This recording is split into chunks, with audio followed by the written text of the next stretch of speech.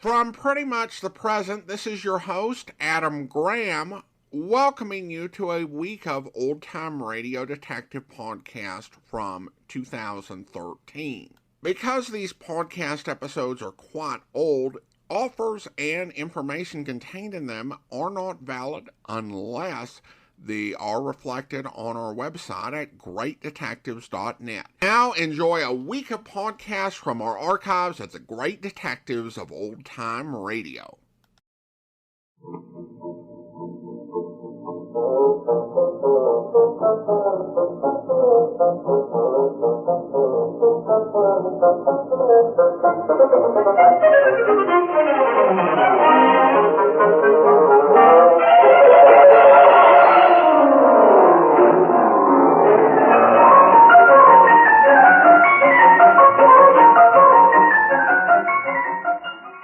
Welcome to the Great Detectives of Old Time Radio. From Boise, Idaho, this is your host, Adam Graham.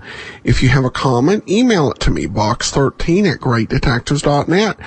Follow us on Twitter at Radio Detectives and become one of our friends on Facebook, facebook.com/Radio Detectives. Before we get started, I want to encourage you, when you're making your travel plans, go to JohnnyDollarAir.com. JohnnyDollarAir.com is a Priceline affiliate. So when you want to travel, you can either name your own price or choose from great deals on published fares. Plus, if you purchase off of JohnnyDollarAir.com, part of your purchase price goes to support the show. So it's a great way to support the show at no additional cost to you. Just remember JohnnyDollarAir.com. Now it's time for today's new Johnny Dollar serial, The Silver Blue Matter. From Hollywood, it's time now for Johnny Dollar. Ralph Dean, Johnny, mono guarantee. Oh, hiya, Ralph. How are things? Rough. My wife could kill me, Johnny. For the insurance? No, just for kicks, because she's mad, because she wanted a mink coat. In short, she's a woman. I couldn't buy her a mink. I don't make that kind of money. You know how it is in the insurance game. Oh, sure, I know, Ralph. You're down to your last yatch. So what happens yesterday? I lose 80 mink coats, silver blue, worth $100,000. Gone, snatched, disappeared. Warehouse robbery? Check. Bandley Furriers out in Los Angeles. My wife's about to blow her stack. She says if I can't afford one fur coat for her, then how come I can pay for 80 of them that I haven't even got? How do you reason with a woman, Johnny? I never try. Usually I just send flowers. I've already done that. She ran them through the garbage disposer. So now what do I do? Buy some more flowers.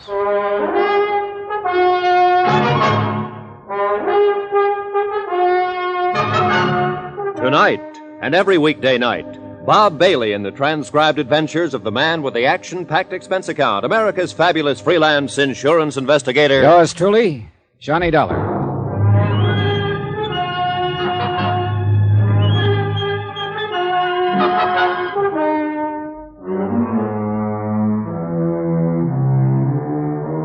From Special Investigator Johnny Dollar to the Home Office Mono Guarantee Insurance Company, 4312 Spring Street, Hartford, Connecticut.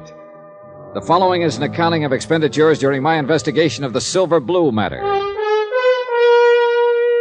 Item 1, $152.40, telephone and incidentals and transportation to Los Angeles. I called the Mono Guarantee agent out there before I left and got a brief rundown on the case. Among other things, I learned that a man I'd known and worked with before, Detective Lieutenant Raymond Garcia, had been put in charge. And with Garcia on hand, I knew I could count on cooperation by the police. But I still wasn't expecting quite as much as I got. Flight 12 for Las Vegas, Salt Lake, Minneapolis, and Chicago, now loading at... I knocked over the fur joint myself, Johnny. Garcia. Only way we get to see you. How have you been? Overworked, underpaid, frustrated, disillusioned, unappreciated. In other words, fine. Got your luggage yet? It's coming right there. Good. We ought to get moving. I've got a squad car outside. What's all the rush? We've got a guy downtown in the hospital I figured you'd want to talk to. Well, he'll wait, won't he? He'd probably like to, if he had any choice. He's dying? Kinda looks that way. He's one of the two night watchmen the gang slugged when they broke into the warehouse. And he's our big one, Johnny. He's all we've got. Has he been able to talk? A couple of sentences during the night. He's got to talk. What do you mean? He's the only one who got a look at them. When he did talk, what did he say? Gibberish, mostly. He did say one thing, though. They were kids. Just a gang of kids. Oh, that's going to make it rougher. Yeah, in a lot of ways. What do you mean? You'll find out later, Johnny. Come on, let's go.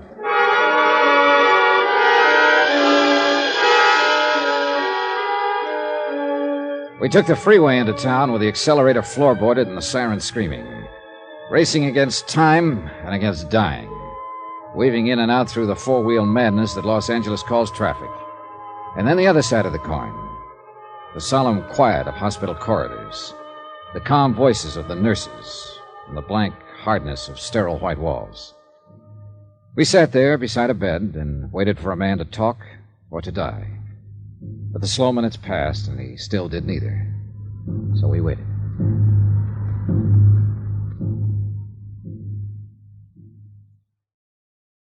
Guess that shot the doctor gave him is not going to have any effect.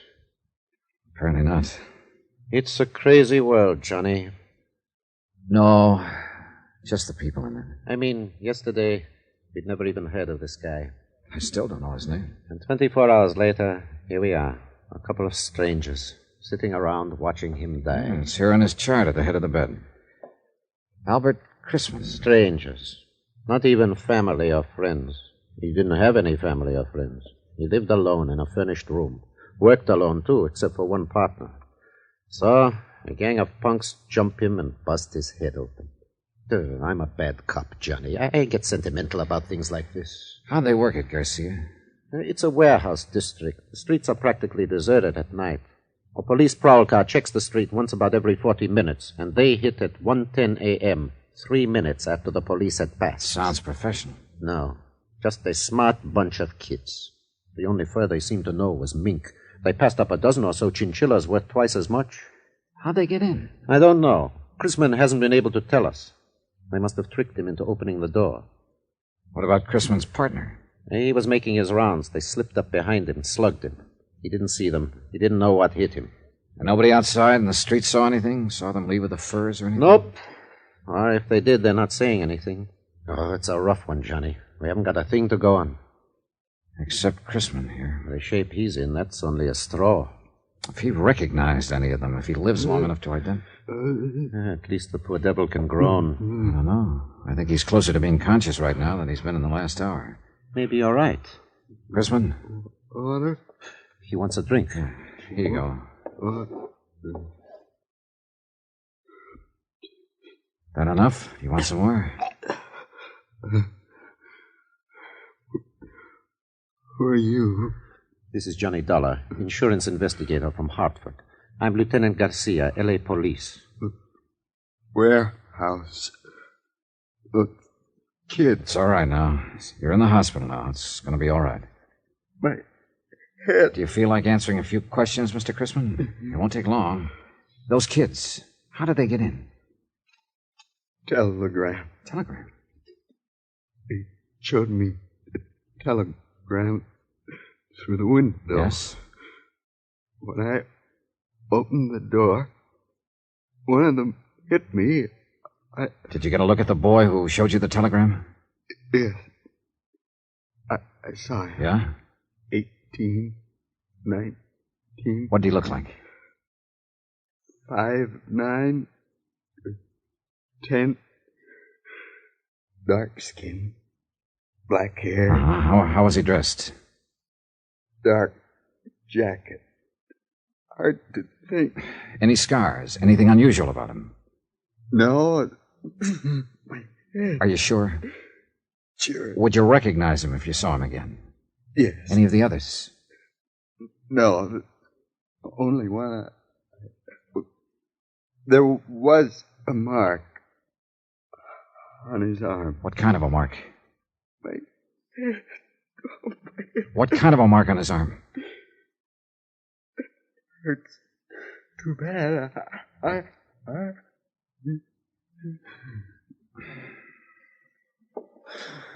Well, that's that. Yeah, he's passed out again. Well, we got a description. Only one thing wrong with it. What? Right in that area, there are about 50,000 kids who fit it.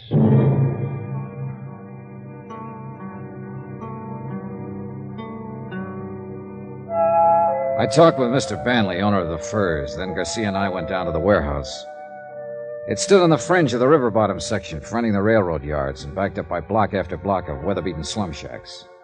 We looked through the warehouse, at the racks where the furs had hung, watchman's office where the gang had entered, but knew while we did it that we were only going through the motions. The police technicians had already been over the place inch by inch, and they'd found exactly nothing.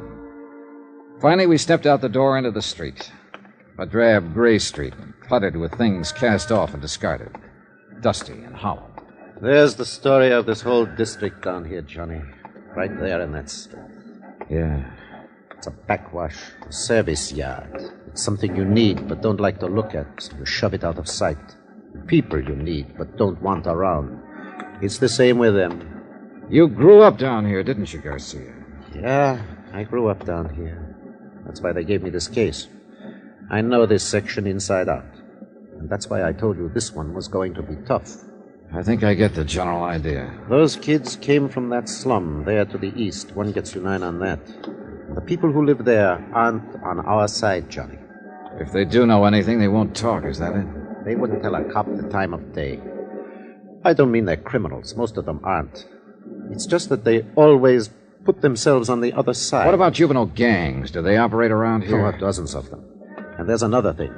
A few of these gangs are pretty rough, and people who might talk don't because they're scared to. Oh, it's a great setup, Johnny. A fine place to look for $100,000 in furs. You know, I've been thinking about the fact that they knew exactly the time to hit. They must have staked out here somewhere. Sure, and probably right in the place you're thinking. Hey, that lunchroom across the street? No, they had to be inside, or the prowl car would have seen them. That's the only place open at night. Did you shake it down? Like I told you, Johnny, they won't give us the time of day. Uh-huh. What about me having a go at it? Yeah, maybe they wouldn't smell cop on you quite so strong. The owner's name is Red Wellers. He was on that night. See what you can get out of him if you want. I think I will. By the way, Johnny, I know you insurance guys make deals sometimes, no questions asked, just to get the loot back. Sometimes, yeah. Well, before you make any deal on this one, you better remember one thing. Chrisman may die.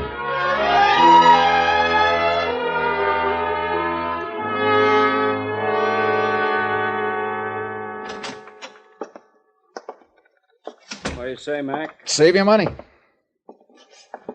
What do you want? Coffee? Yeah, I guess so.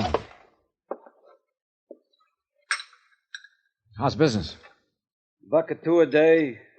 Father in the hole. Want cream? No, I'll drink it black. Want a sinker with it? No, thanks. Are you Red Willers? So that's it. What do you mean? You're on that fur case, ain't you? Maybe. I thought you was the same one, but I couldn't be sure seeing you across the street. You come up with that cop Garcia a while ago, didn't you? That's right. I'm an insurance investigator. Well, you come to the wrong address, mister. I don't know nothing about nothing. Who was in the lunchroom here just before the robbery? I don't remember. Any young kids here? No, it was all old men with long beards. I see. 10 cents for the coffee.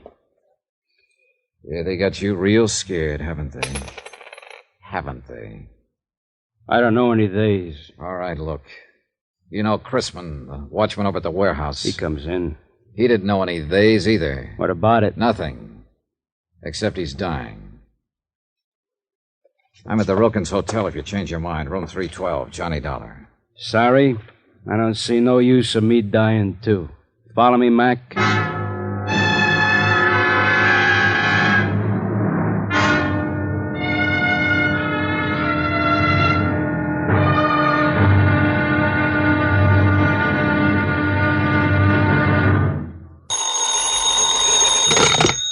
Johnny Dollar. This is Red.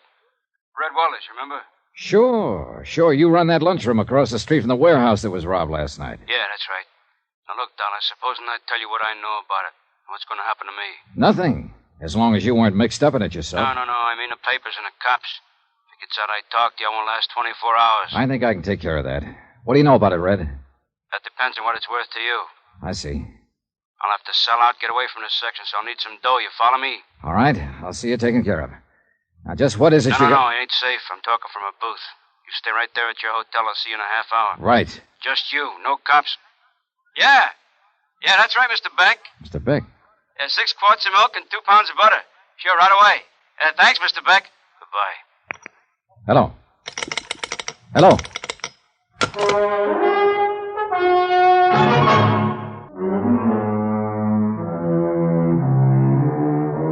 From Special Investigator Johnny Dollar, location Los Angeles, California, to the Home Office, Mono Guarantee Insurance Company, Hartford, Connecticut. Assignment, the Silver Blue Matter.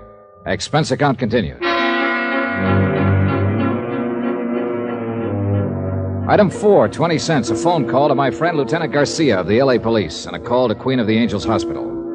Albert Chrisman, the night watchman who was slugged by the gang of teenage hoodlums during the warehouse robbery, was still unconscious.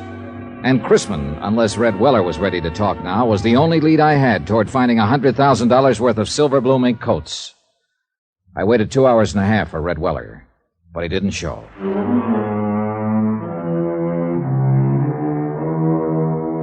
Item 5, $2.85, taxi to the warehouse district at the south end of the railroad yards.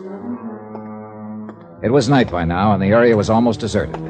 A lost, lonely district, shabby and worn even in the softening darkness, and haunted now by fear. The only lights in the block were those shining from the windows of the warehouse office and from Weller's lunchroom across the street. Good evening. Hello. What would you like, sir? Cup of coffee, I guess. Oh, you're lucky. I just made some fresh. Good. Would you like some cream? No, thanks. No, that'll be fine. Is it foggy out? Yeah, a little. Not bad, though. Hey, this coffee's all right. You're a good cook. Thanks. The boss always has me make it when I'm here. He says I do it better than he does. I'll bet you do. Is the boss around, by the way? No, he called me and said he had to go out. That's why I'm working. I'm on in the daytime mostly. Do you have any idea where he might be? No, he had to go somewhere, I guess. What'd you want to see him about? He wanted to see me. Do you know where he lives? Well, he's got an apartment over on Marina. It's about 8 blocks from here. Think he'd be there? No, he wasn't going home. He was going out somewhere. He acted kind of strange. I don't know what he was going to do. May I ask just what business you're in? Insurance. Oh. I'm a special investigator. What do you mean? I'm working for the company that insured those furs. Oh. The furs that were stolen night before last from the warehouse across the street. Oh. Something wrong? Oh, no. No, of course not. I don't know what you mean. Oh? Can I help you gather up that silverware? Oh, no, that's all right. I don't know what happened. Just careless, I guess. Yeah. Do you live around here somewhere? Well, yes, on Dalton, 3 blocks up. What's your name? Carla Monte. Why are you asking? How long have you worked here, Carla? About a year. Do many teenagers hang out here? What do you mean? Kids, 17, 18, 19. Do many of them come in here for coffee, hamburgers? Well, sometimes, yeah. I've never noticed much. Know any of them? No. I don't know any of their names. Are you sure? I don't ask them their names. Did I ask you your name? It's Dollar, Johnny Dollar. Well, I still didn't ask you. If you want to tell me What are you scared of, Carla? Nothing. I'm not scared. You're not? Of course not. Why would I be scared? For the same reason your boss is, Red Weller. He was scared when he talked to me this afternoon and when he phoned me later. I don't know what you're talking about. Oh, yes, you do. That's why he didn't come to my hotel. He was afraid to. And why did you drop that silverware when I told you who I am? Because you're scared half to death. No. What's the matter with you people down here? What are you doing, crawling into a hole because a half-grown gang of hoodlums starts throwing their weight around? You don't understand. Then suppose you tell me about it. Do you think that's any kind of an answer in the long run? To pull the covers up over your eyes and let them do as they please and just keep hoping they'll leave you alone? All you're doing is making things worse. Oh, you don't know how it is. You don't have to live here. No, I don't have to live here, but I know how it is. Because I've seen it in other places where the mobs manage to take over. And if you let it happen here, then you'll really have something to be scared of. Maybe they've already taken over. Oh, a bunch of kids with a gripe on running in packs so they feel safe? Is that the kind of mob you mean, Carla? No. They're not a mob yet, but they will be if they're not stopped. It seems to me you'd have some sense of responsibility to them, if nobody else. Maybe if other people had a sense of responsibility, kids wouldn't have to grow up in a place like this. Have you ever thought of that, Mr. Dollar? Yeah, I've thought of it. But it doesn't hold water. You'd think so if you lived here. All right, so it's a slum district. And sure, these kids start out with a strike on them. But that's a pretty weak excuse for joining up at criminal bands and terrorizing a whole neighborhood, for slugging people and looting warehouses. Yes, I know. Most of them find other answers. It's only a small minority that turns to crime. But if you let them get away with it, others will join them and they'll grow until finally it's too late. Well, Carla? Still nothing to tell me? I can't. I just can't. I see. Well, there's a quarter for the coffee. Keep the change. Good night, Carla. Wait. Yeah? Mr. Dollar. Suppose I knew someone who might be able to help you. I mean, who might know something about the robbery. Innocently, of course. If you talk to this person and they agreed to help you, could you keep them out of it? Depends on the circumstances. I'd do all I could, that much I promise. I don't know. I'm not sure. You're not sure of what? Of you. Why, I know better when I stop and think, but I've lived in this neighborhood too long. Lived with these people and... I'm bound by the law like any other citizen, and I won't break it to help somebody cover up a criminal act. But I figure it's up to me sometimes to decide whether a thing is a criminal act. And if a person seems to deserve it, well, I can be pretty lenient. You promise? What you just said? Yes, I promise. I've got to trust you. I've got to trust someone. Do you know such a person, Carla? Yes. Do you know where to find them? I think so. Well, I'm sure they'll be at one of 2 or 3 places. Not very far from here. And who is this person? Someone who grew up around here. A boy. 19. What boy? My brother.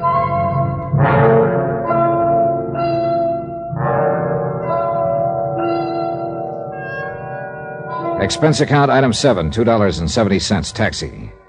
We went first to Carla's apartment where she lived with her brother, but there was no one there. Then we checked out a drive-in a few blocks away, a teenage hangout. No luck. Finally, we tried a pool hall down south of the yards, just off Alameda Street. It was our last hope. I know he comes here. It's not a good place for him, but a lot of the other kids do, too. And he wants to belong. Yeah, sure. Everybody does, in one way or another. Oh, gosh, it'd have been different if our folks had lived, but well, our boy just won't take orders from his sister. Yeah, I know. Go ahead. Thanks. Let's see. Well, if he's not here, then I just don't know where he... Oh, wait. There he is. Down near the corner. The one with the dark curly hair. All right, come on. Take it easy. Just tell him I'm a friend of yours and you want to talk to him. We'll get him off to one side. Oh, whatever you say. Eddie! Yeah? Well, what are you doing here, Carla? Eddie, this is Mr. Dollar. A friend of mine. I wonder if we could talk to you for a moment. What about? Well, you know better than to come in a joint like this. But I want to talk to you, Eddie. You can talk to me at home. Now, go on, get her out of here, will you, mister? It might be a good idea if you listen to her first. I thought it was her that wanted to talk to me. Go on, get her out of here. All right, if you'll go with us. What for? I like it here. It's a nice place. Yeah? At least it's better than San Quentin. What are you talking about? A warehouse robbery, $100,000 worth of furs. I understand you may know something about it. Innocently, of course. I thought you said this guy was a friend of yours. Well, that's right, Eddie. He's just... Who is he? He's an insurance investigator. Oh, so that's the pitch. He's promised to help, Eddie. If you'll tell him whatever you know, he'll protect you. Knock it off, Carla. Now, look, mister. I don't know nothing about nothing. I never even heard of no fur robbery. So take her with you and get out of here. This may be your last chance to get off before the boat sinks, Eddie. You're not leaving, huh? All right, then I'll leave. Eddie! Let him go. We can't force him to talk. Oh, no, Mr. Dollar. I don't understand him. I do.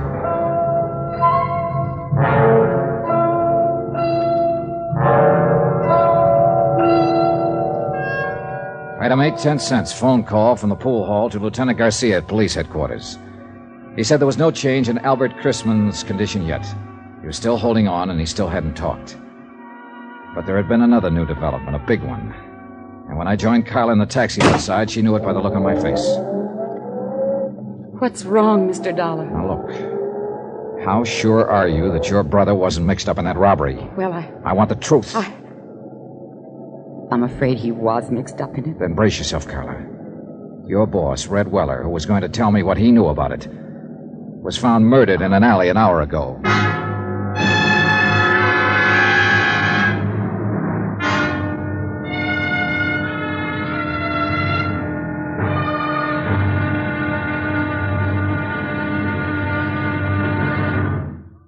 Now, here's our star to tell you about tomorrow's intriguing episode of this week's story. Tomorrow, a lonely, broken-hearted girl, a blood-stained shirt, and a fight with a cornered rat. Join us, won't you? Yours truly, Johnny Dollar.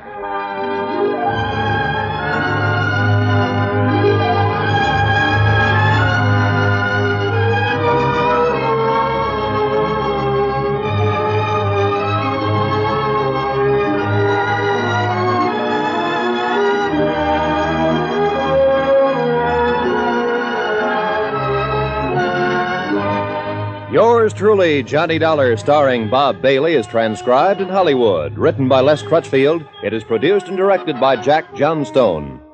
Be sure to join us tomorrow night, same time and station, for the next exciting episode of Yours truly, Johnny Dollar. Roy Rowan speaking.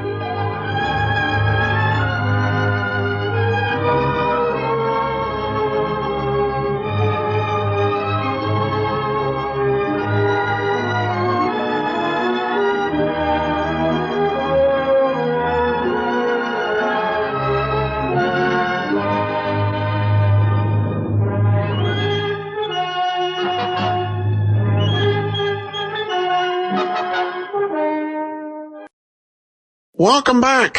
Well, this definitely raises the stakes here. We see, again, quite a bit of the character of Johnny Dollar here as he is working through this situation and still, trying to be a decent guy. But if her brother was involved in the murder, that definitely changes things. So we're going to have to see how this all shakes out. Now we turn to listener comments and feedback, and I got a comment from Tim regarding Gunsmoke special on episode 1085. Tim says, this Gunsmoke pilot felt eerily like an OTR alternate universe with Barney Gregg, confidential investigator, Sergeant Joel Friday of Drugnet, and maybe the adventures of Phyllis Marlowe instead of Candy Matson. Many of the story elements remain the same, but the differences were jarring. McDonnell and Meston eventually created a modern-day morality play. Yeah, I guess things turned out for the best. Thanks for the comment, Tim. And we have a review on iTunes, this one from Genevieve, who says the quality of Adam's unique voice and commentary is a bit like coffee. It doesn't appeal to everyone initially, but it grows on you until you find you just don't feel right without your daily fix. That said, he is always positive and respectful, and I have no fears of my young children listening, although, of course, they need some guidance given the subject matter of the old shows themselves. Adam always gives a heads up if something might be objectionable. Playing each episode in order is a great concept. I subscribe to many old-time radio podcasts and maybe half a dozen mystery detective podcasts. But since I started listening to Adams, I find I rarely listen to any other, with the exception of Alfred Hitchcock Magazine and Ellery Queen Magazine broadcast. I listen on Podcatcher and installed iTunes podcast app for the sole purpose of giving Adam a 5-star rating. My 6-year-old likes Johnny Dollar and Sherlock Holmes, and my husband won't admit he listens, but I know he does too. Keep it up. Well, thanks so much for the very kind review, Genevieve, and for installing iTunes just to rate the show. Really appreciate it. Just a very nice note, and glad to oblige, and just hope you'll keep listening as we bring you a lot more great shows. Well, speaking of that, join us tomorrow for The Amazing Mr. Malone, and The Silver Blue Matter continues on Wednesday. Well, before we do get started, I want to let you know that today's program is brought to you by the financial support of our listeners, and you may support the show at support.greatdetectives.net. Well, now it's time for today's episode of The Amazing Mr. Malone. Handsome is as handsome does. The Amazing Mr. Malone.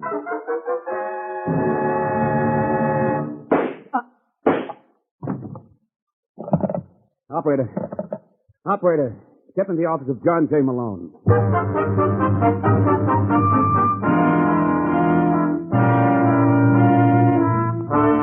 The National Broadcasting Company presents The Amazing Mr. Malone, an exciting half hour of mystery starring George Petrie as the lawyer whose practice before every type of bar has become a legend. Our locale is the city of Chicago, the time, the present, and the hero of these weekly adventures, the amazing Mr. Malone.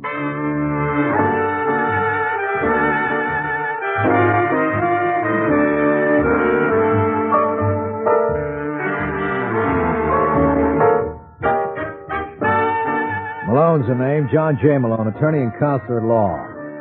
Tonight, in our study of the cliché, let's take a gander at the shop-worn handsome is as handsome does. As a case in point, I give you Jack Brock. Mr. Brock is the bald-headed gent seated behind the mahogany desk in Suite 419 of the Schubert Building. He's a private detective by avocation, but his work has given him a faulty perspective on life. He sees everything through a keyhole. Yeah, what is it, Julie? I'm sorry to disturb you, Mr. Brock, but Mrs. Hamilton is here. Well, send her in. What are you making a production for? Yes, sir. What'd you do with the file on her case? I put it in your top drawer. Okay. Anybody come in, Mrs. Hamlin. I'll be with you in a minute. That's quite all right. Listen, Julie, I don't want to be disturbed for anyone, you understand? Yes. If Harvey calls, tell him to check back later. Well, I'm certainly glad to see you, Mrs. Hamilton. Got that report for you. That's fine. You, wouldn't care for a drink first. No, I wouldn't. I'm just trying to be sociable. No, please don't put yourself out. May I hear the report? Sure.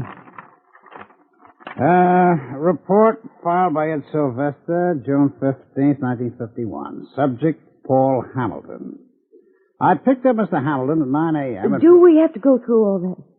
Well, you all said... I'd like to know is whether my suspicions are well-founded. What do you mean, is your husband seeing some cutie on the side? The answer's yes. And the girl's name? Eve Fenton. Eve Fenton. Uh-huh. Is she in love with Paul? She'll... That's the funniest thing I've heard in years. Well, I wish you'd explain the joke to me. Well, the Stain don't know what the word love means. She's gone with 100 guys in the last year. What does she do? Whoever she can. Right now, she's promoting your husband. Since April, he's given her over $70,000 worth of jewelry. I see. If I was you, I'd give him a dose of his own medicine. I don't follow you, Mr. Brock. Well, you're a good-looking woman. Thank you.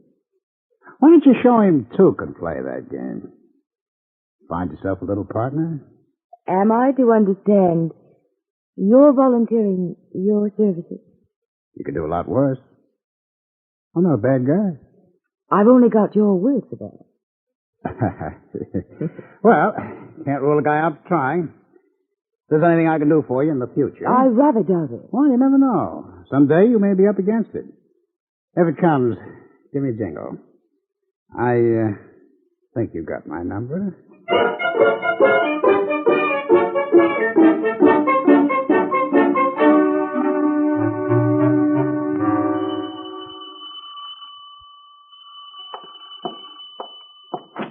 Yes? Hello, Malone. Well, if it isn't Lady Hamilton. I'm not disturbing you. Not nearly enough. Come on in, lover. Let me take your coat. No, don't bother. I can't stay long. You know, Arlene, sometimes I think you don't trust me. Sometimes I don't think I do. Now, you know there's no more harm in me than in a cobra. Sit down. Do I dare? I never make a pitch for a woman who's in love with her husband. Well, that's what I want to talk to you about. Paul's got himself involved. How do you know? I consulted a private detective named Jack Brock. You didn't go to Brock? Mm-hmm. I ought to put you across my knee. Hey, that's not a bad idea. Oh, Malone, please, I'm in no mood for clowning. Who's the girl? Eve Fenton. Eve Fenton? Mm-hmm. Never heard of her. Unfortunately, Paul has. Well, what do you want me to do? Start suit for a divorce? Oh, don't be ridiculous. You know how I feel about him. Yeah, he appeals to your maternal instinct. When are you going to stop playing mama? That's not funny, Malone. Well, it's the truth. If you didn't watch over him like a baby... You don't understand. What's there to understand? Of course, Paul is weak, but it's not his fault.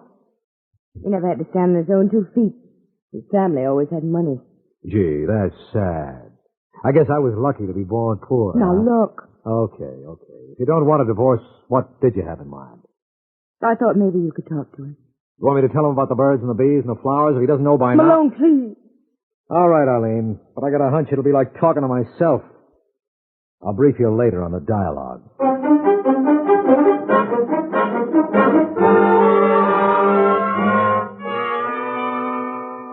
I'll say one thing for you, Malone. You've got more nerve than any 8 people I know. Now, look, Paul, this wasn't my idea. I don't like to butt in on a family squabble. Well, what do you call what you're doing?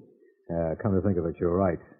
But you know how Arlene feels about you. Yes, she doesn't trust me to come in out of the rain. It isn't that. Then what is it? This little girl you're tied up with, Eve Fenton. Suppose we leave her out of this. I don't see how we can. She's in this mess up to her lovely neck. She's a bad dame, Paul. You better watch that tongue, Malone. Look, I've seen the report. She's a no good... Shut up. Wait. I guess I asked for that. You certainly did. Now get out. Okay, Paul, but my mother taught me to turn the other cheek. I may be back later to give you a crack at it.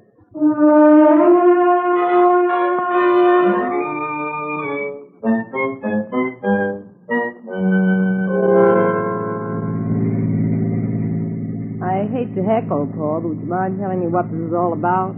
Eve, I want to talk to you. It doesn't matter to you that I wanted to go to the cat club. Do we have to go to a night spot every time we go out? I know. You hate to see me enjoy myself. Honey, it's not that. What are we stopping here for? Told you I wanted to talk to you. Well, find some other spot. This place gives me the creep. No. Listen, do you think I'm going to sit here Eve, while please. you... My wife's lawyer dropped by to see me this afternoon. A man named John J. Malone. So? So he said a couple of things about you. Well, what do you want me to do? Tell me they're not true. How can I tell you if I don't know what he said? Well, he hinted that What? there were other men in your life. No. I didn't let him get away with it. Well, bully for you. Please, Eve, don't joke. You know how mad I am for you. What's the matter, baby? Little Evie hurt your feelings? Eve, I'm serious. Okay, Paul. You're asking for it. In my book, you're a first-class schmo. Eve. You don't get that hurt tone out of your voice, I'm going to be sick. Can't you act like a grown man for a change instead of a baby? What? You don't need a girl, you need a mother. And all your money isn't enough to make me take on the job. Eve, you don't know what you're saying. Oh, don't be dull. I've been dying to say it ever since the first night we met. I'll kill you for this. Keep your hands to yourself. Where'd you get that gun? Been in my purse all along. I figured someday baby might get rough and Mama might have to slap him down. Now start the car. It's time you went back to the nursery.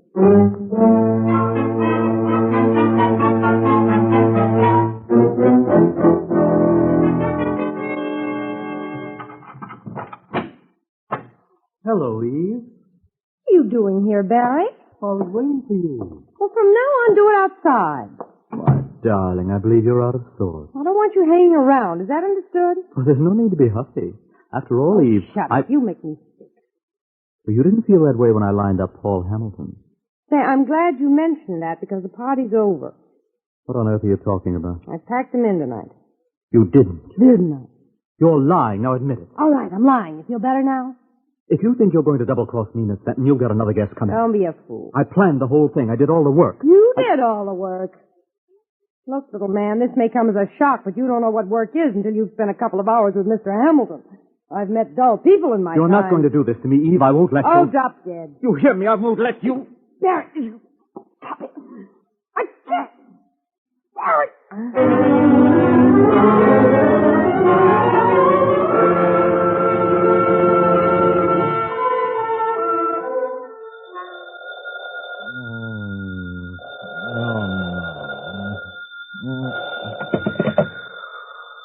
Yeah.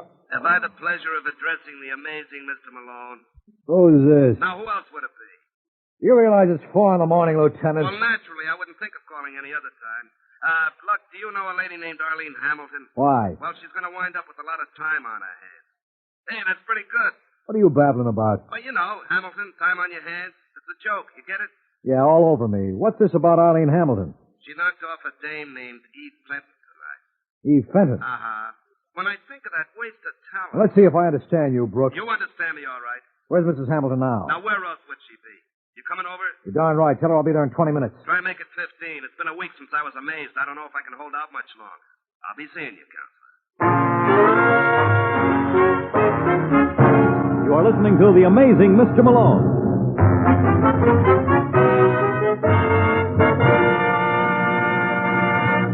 It's the Silver Jubilee on NBC.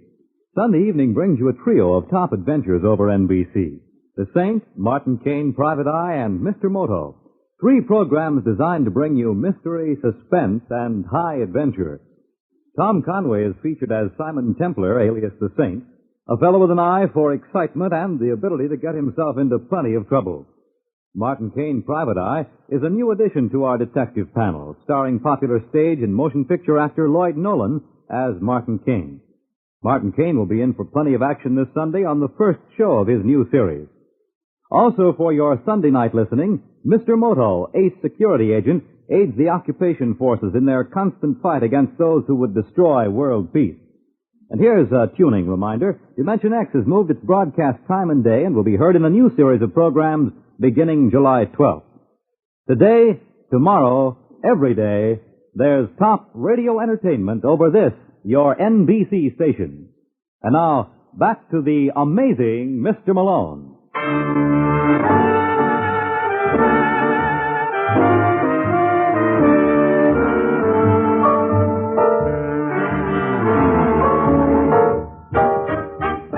Well, that's the way it goes. Some nights can be murder, and this one was. 20 minutes after I learned Eve Fenton had been foully done in, I was down at headquarters, and when I walked in, strangely enough, I was greeted by Lieutenant Brooks with open arms. Then I noticed between them he held an axe. Well, come on in, Malone. You're just in time. Hey, will you put that thing down? Sure, just lay your head on the desk for a second. Are you nuts? You can kill a man with that. You know, that's roughly what I had in mind. Unfortunately, Mrs. Hamilton beat me to it. Is that the weapon used on Eve Fenton? Uh-huh. Well, if you think Arlene Hamilton was the party who wielded it, you're crazy. Well, and that makes 2 of us. Mrs. Hamilton agrees with me. What? Take a look at this. What's that? Oh, I'm sorry. I thought you could read. Confession by Arlene Hamilton.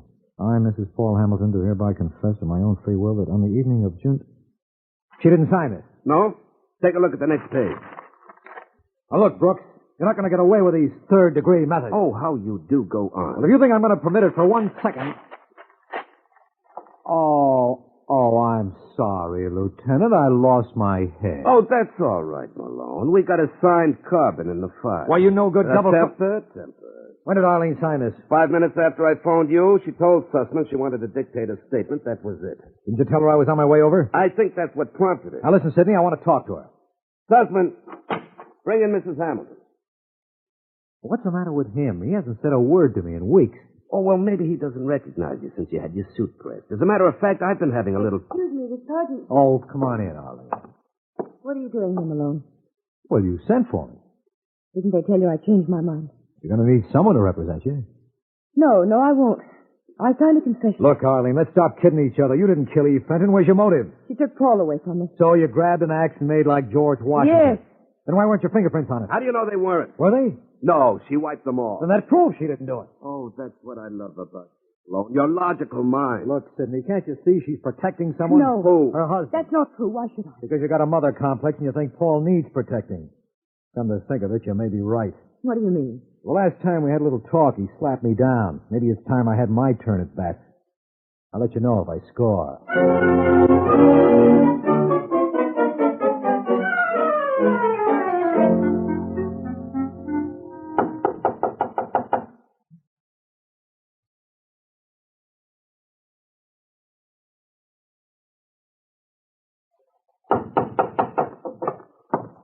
Just a second. Hello, Paul.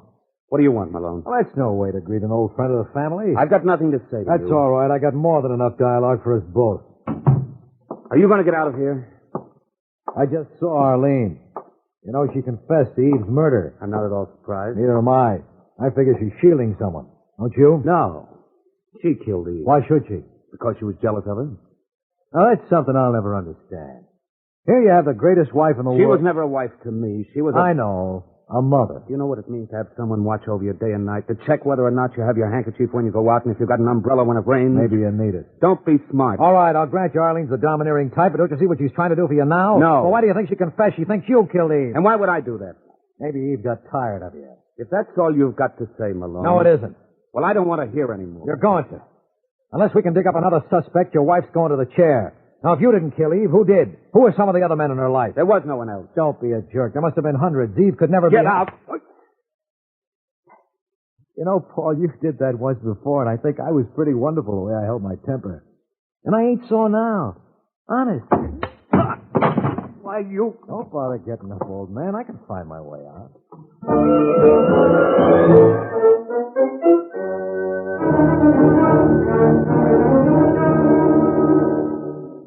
Hey, fella.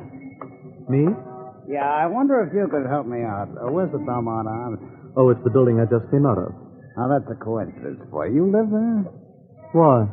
Because I was wondering if you might know a character named Barry Phillips. What's the meaning of this? Oh, don't tell me you're him. Well, it certainly is a small world. Who are you? Brock's my name, Jack Brock. I'm a private investigator. A what? Don't you ever listen to the radio? They call them private eyes. What do you want with me? Suppose we go someplace where we can have a drink, huh? Now, You can say anything you want to right here. Okay. A lady came into my office some time back. Her name was Arlene Hamilton. So? So, it seemed like her husband was seeing a cutie on the side. A little girl named, Now, what was her name again? How would I know? Well, who should know better? You introduced the two of them. You're insane. I never even heard of Eve Fenton. Did I say that was her name? Yes. Funny, I don't remember it. Look, Mr. Brock. B-R-O-C-K. Well, if you're quite through... No, I'm not. Imagine my surprise when I opened the paper this morning and read about this Eve Fenton being knocked off. And then I noticed a very strange oversight. Did you? Yeah. The papers didn't mention $70,000 worth of jewelry she got from Paul Hamilton. What do you suppose happened to her? I've no idea. Well, I have. I figure the killer took it. You've got your nerve. Now, don't get me wrong, Barry. I would in his place, especially if Eve double-crossed me. What do you mean by that? Just what it sounded like. Now, I know a fence who would take the stuff off our hands for 30 cents and a dollar. Get out of my way. You won't do better elsewhere. $11,000 apiece ain't to be sneezed at. Are you going to get out of my way? Okay, Barry. Don't say later I didn't give you a chance. But if I can't do business with you, I'll have to find myself another customer. Take care of yourself, fella.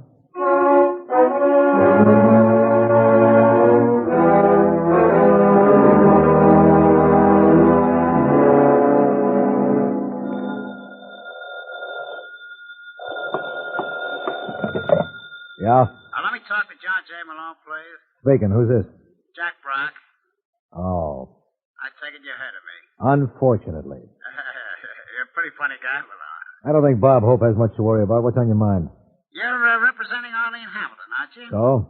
So did she tell you I did a little work for her? Yeah. Well, since I concluded the job, a couple of things have come to my attention. Such as?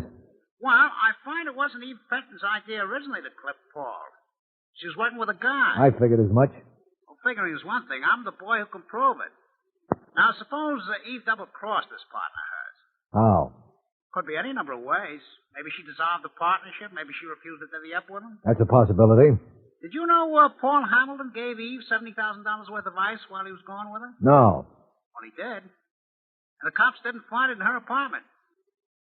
What do you make of that? All right, Brock, what's the pitch? You're not telling me all this because of my big brown eyes. Well, you notice I didn't tell you the guy's name. That's going to cost you $5,000.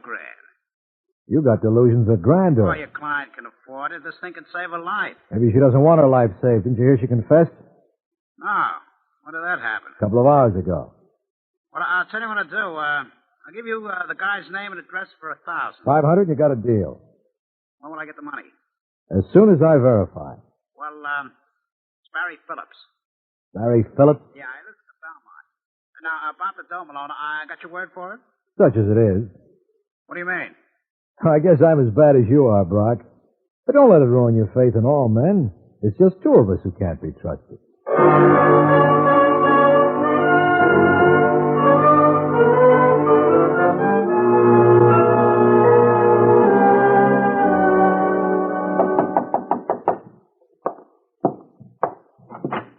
Yes? I'm looking for Barry Phillips. Well? Well, looks like I made it. I wasn't aware that I invited you in. I'll forgive the oversight. Now, look, Mr. Malone. Oh. Heard of me? Naturally. I never miss you on the radio. Your first name's Ted, isn't it? That's pretty cute. You ought to be in radio yourself. Thanks. Now, what can I do for you? For one thing, you can accompany me down to police headquarters. Why should I do that? Just because you're the considerate type. I got very sensitive hands, and you wouldn't want me to ruin them by slugging you. You wouldn't dare. Don't underestimate me, Barry. This is my day for hitting people. I started with Paul Hamilton, and I just as soon finish with you. You're a lot smaller. Oh!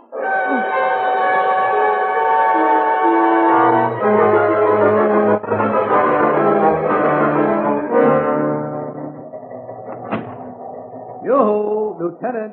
I'm back. Hey, Sussman, hide the valuables. That man's here again.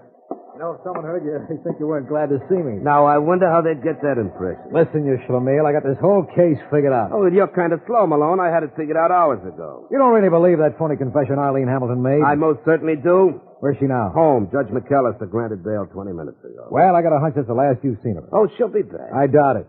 You see, I know who killed Eve Fenton. Do tell. Yeah. There's a little boy named Barry Phillips. Are you out of your mind? Did you find any jewelry in Eve's apartment? No. Well, Paul gave her $70,000 worth. Where did it go to? Oh, you tell me. You're the one who's amazing. The killer took it. Robbery was the motive for this murder. It's as simple as that. Eve and Barry were partners, and he thought she double-crossed him.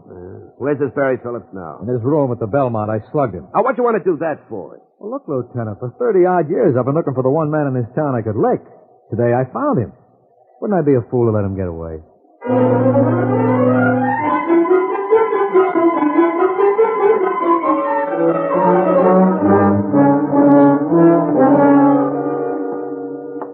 Well, where do we go, Malone? Right down the end of the hall. Are you sure this Barry Phillips will be here? Positive. Oh, you should have seen the right I let him have. It was a beaut. Yeah, you must be training on how to call.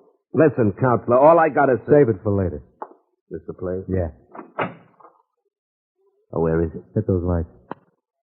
What did I tell you? When Malone socks them, they stay socked. All right, Barry, it's time to get up. You got company. Barry. What's wrong? I don't know. Get out of the way. Well? He's dead. But I only hit him once. You don't know your own strength. Did you ever consider fighting professionally? They could bill you as Killer Malone. That's one title you really deserve. All right, Killer, let's go.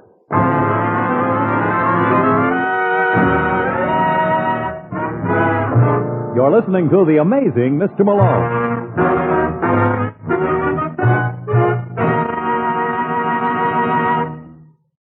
Every time the cost of living index goes up 1%, people must spend an additional $2 billion per year. This same inflation strikes at defense, too. In the next 2 years, defense costs are estimated at around $140 billion. If inflation raises these costs by only 1%, we, you and I, the public, will be paying $1.4 billion a year extra. No one man and no act of Congress can stem this tide of inflation, this I-bomb whose effects are more widespread than those of the atom bomb itself. But if we all act together, we can win. What can I do, you ask? First, don't buy anything you don't actually need. Second, don't buy or sell anything that's over the established ceiling price. And third, put every extra dollar you have into defense bonds. Bonds that help our country stay strong financially. Sign up for payroll savings where you work. First thing tomorrow. And now, back to the amazing Mr. Malone.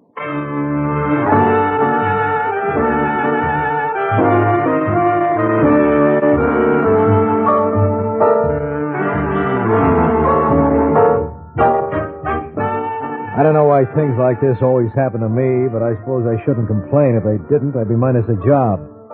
Now it looked like I was going to lose even more. And while I retired to a neutral corner, Lieutenant Brooks counted Barry out. Well, he's dead, all right. You know, I certainly got to hand it to you, Counselor, and wouldn't I love to? But I tell you, Lieutenant, I barely touched him. Oh, you must pack a wallop like Joe Louis. If you escape the chair, maybe I can get you to sign a testimonial for the Everlast people. Help me turn them over. If you don't mind. Oh, come on, Malone. This is no time for you to go delicate. Uh-oh. I was afraid of this. Huh? What do you make of this little round hole in his back? It ain't a lifesaver. Well, maybe it is, because it sure saves your life. He was shot. Then I didn't kill him. Are you sure? Of course I'm sure. Or maybe you forgot. After you hit him, maybe you pumped a slug in him just to make sure he was out. Don't talk like a jerk. Oh, I hate to see such an opportunity go to waste. Listen, Lieutenant, I got it all figured out. Oh, that's what I love about you, Malone. You're like the U.S. mail. Nothing stops I you. tell you, I see it all now. I know who killed him. All right, who? The same party who killed Eve Fenton. Can you latch on to Jack Brock? The private detective? Yeah. What's he got to do with it? I'll tell you later, but we'll need him and Paul Hamilton. What about your client, Mrs. Hamilton? Oh, by all means, let's have her, too. I always do my best work when there's a lady in the house.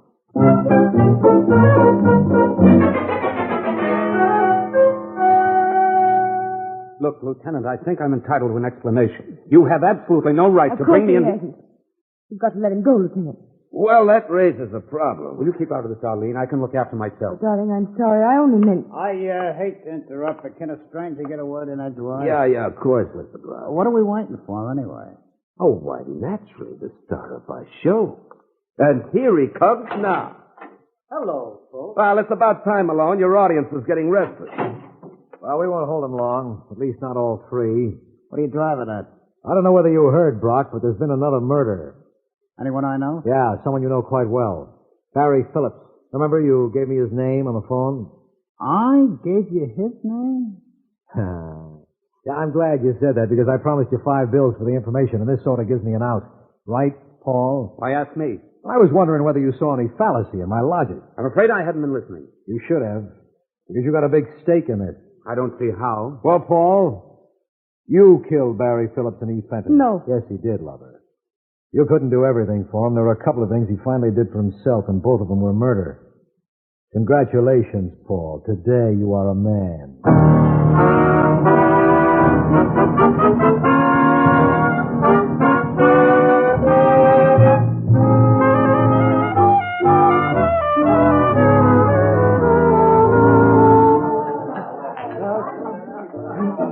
All right, Lieutenant. We've finished eating, so whenever you're ready.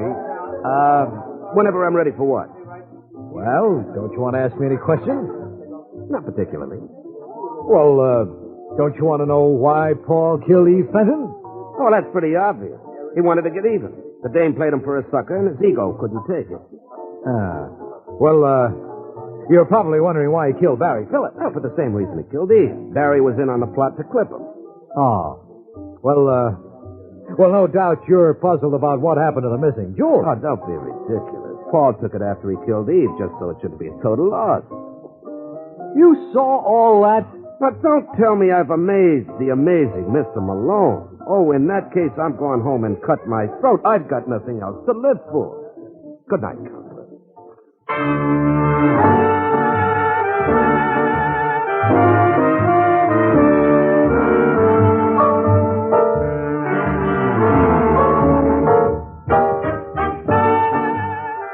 Ever hear the story of the boy who tried alcohol for the first time? Surprisingly, the only teetotaler in the party wound up half shot. I'll tell you all about it next week, so why not pick me up at my office at the same time? I'll be waiting for you. Good night. Welcome back. I guess that this is one of those cases where I don't quite get the titling, but I'll go ahead and let that pass. Just another solid episode, great dialogue. The one thing that might deserve some discussion is the part where the guy asked if Malone's name is Ted. And he was just a radio broadcaster extraordinaire. He started on radio in 1929 in Kansas City reading poetry. And then during the war, his role as an announcer expanded to variety shows, quiz shows, and then even went into being a war correspondent.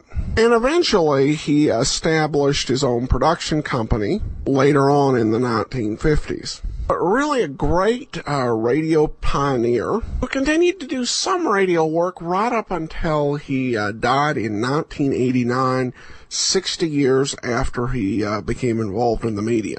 All right, well, listener comments and feedback, and have a review on iTunes. And NX01 says, I really like this podcast. In fact, I've downloaded every episode available on iTunes. I was wondering, do you think that you could do The Saint? But thanks for all the episodes. Indeed, The Saint is planned for later on this season. It'll be after we finish up the Johnny Dollar 5-parters, and also after we do Pursuit. So we have a good 9 or 10 months to go.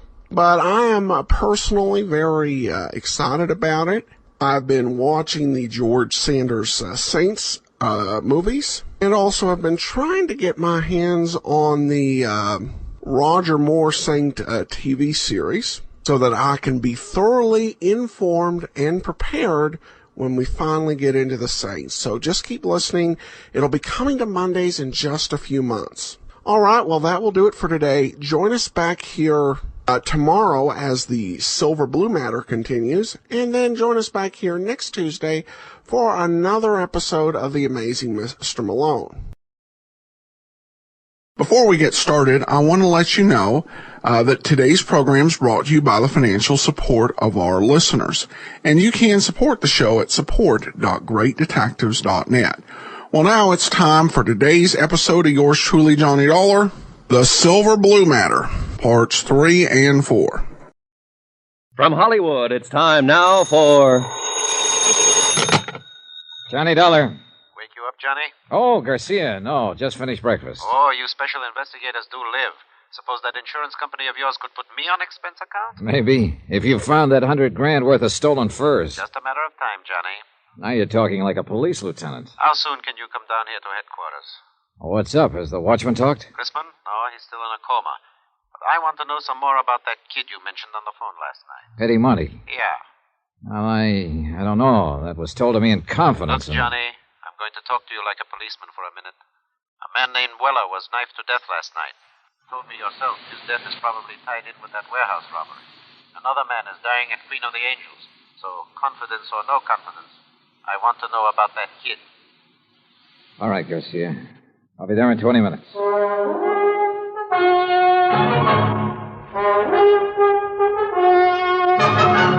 Tonight and every weekday night, Bob Bailey in the transcribed adventures of the man with the action-packed expense account, America's fabulous freelance insurance investigator. Yours truly, Johnny Dollar.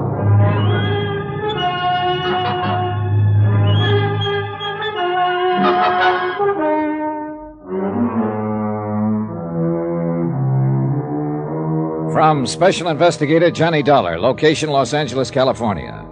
To the Home Office Mono Guarantee Insurance Company, Hartford, Connecticut.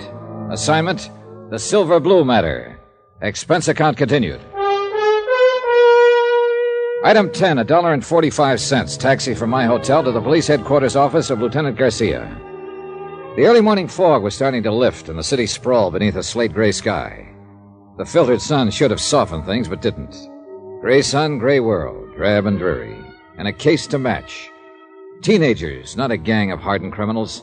A bunch of wild kids who'd broken into a warehouse and stolen 80 fur coats, silver blue mink. A night watchman had been slugged and lay dying in the hospital. And a lunchroom owner named Red Weller had been stabbed to death the night before. So it couldn't be called kid stuff. That term doesn't apply to murder. Run those 4 cards through, Joe. See what you can make on them. Thanks. Now, come on into the office, Johnny. This madhouse out here get you frazzled before you know it. Oh, you police detectives have it pretty soft, Garcia. That's news to me. Teletypes, photo files, record cards, crime labs. How'd you like to try working alone? On your expense account, I could suffer the hardship. Now, let's go in here. Have a seat, Johnny. Thanks.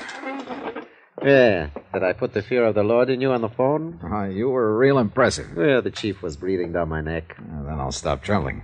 Kidding aside, Johnny, I've got to know just how that Monte boy figures in this. Did I say he even figured in it at all? No. You just wanted some information on him. But he figures all right. you didn't come out here from Hartford to look up the nephew of an old friend. Oh, I've done crazier things at times. He's got a record. You know that? No. Petty stuff. No convictions. Gang brawls, auto pilfering, vandalism, intoxication. Interrogative attitude, sullen, hostile, antisocial. Yeah, that's quite a nephew you've got, Johnny. Black sheep of the family. What's the story? How did you get onto this kid? Look, amigo, I made a promise on this. I hate to break it. It's murder, Johnny. This kid's sister worked for Red Weller in that lunchroom across the street from the warehouse. Her name is Carla Monty. She's 5 years older than he is. They live together. Their parents are dead. So? So I put some pressure on her, and she told me she thought her brother Eddie might know something about the robbery. She took me to a pool room to meet him. How was he supposed to have known about it? Hearsay? No. She admitted later that she suspected him of being mixed up in it himself. Things he'd said, the way he acted. She asked me to help her try to keep him out of trouble. I think he's already in trouble, Johnny. Yeah, so do I. And I think she does, too. What did he have to say when you talked to him in the pool hall? Several things, but they added up to 2 words. Get out. When I wouldn't, he did. Why do you think Red Weller was killed, Johnny? Well, I think those kids used his lunchroom as a lookout post to spot the prowl car that was patrolling that area. As soon as it passed, they pulled the job. It figures all right. I think Red realized it when he thought back and knew who the kids were. I think that's what he was going to tell me. So they found out what he was up to and knocked him off to shut his mouth. Yeah, it adds up, Garcia. Oh. Now, tell me about her. Carla? What's to tell? She's just a girl, like millions of others. Decent, hardworking, and real sweet. But there's something about her, something special. I don't know what, I don't know the words to use, but... Well, it's there. You feel it. And she's kept it somehow. In spite of everything. I guess I know what you mean. Do you? I told you once, Johnny, I grew up in that district. I know how rough it is. Well, maybe it's even worse for a girl. It is. I know. I had a sister. Oh, I didn't know that. She was a lot like this girl Carla once. Then the district got to her, and she got to be more like Carla's brother. What happened to her? 1 to 5. Possession of narcotics.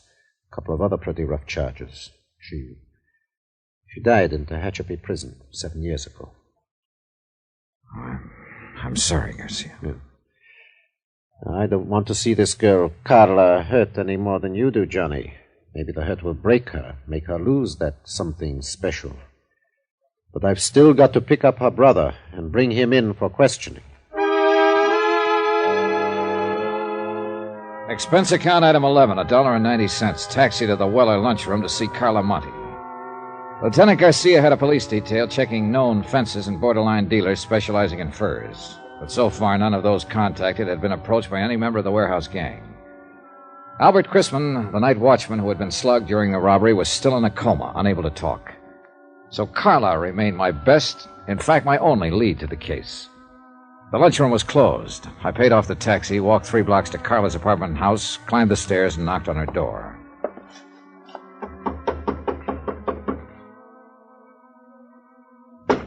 Yes?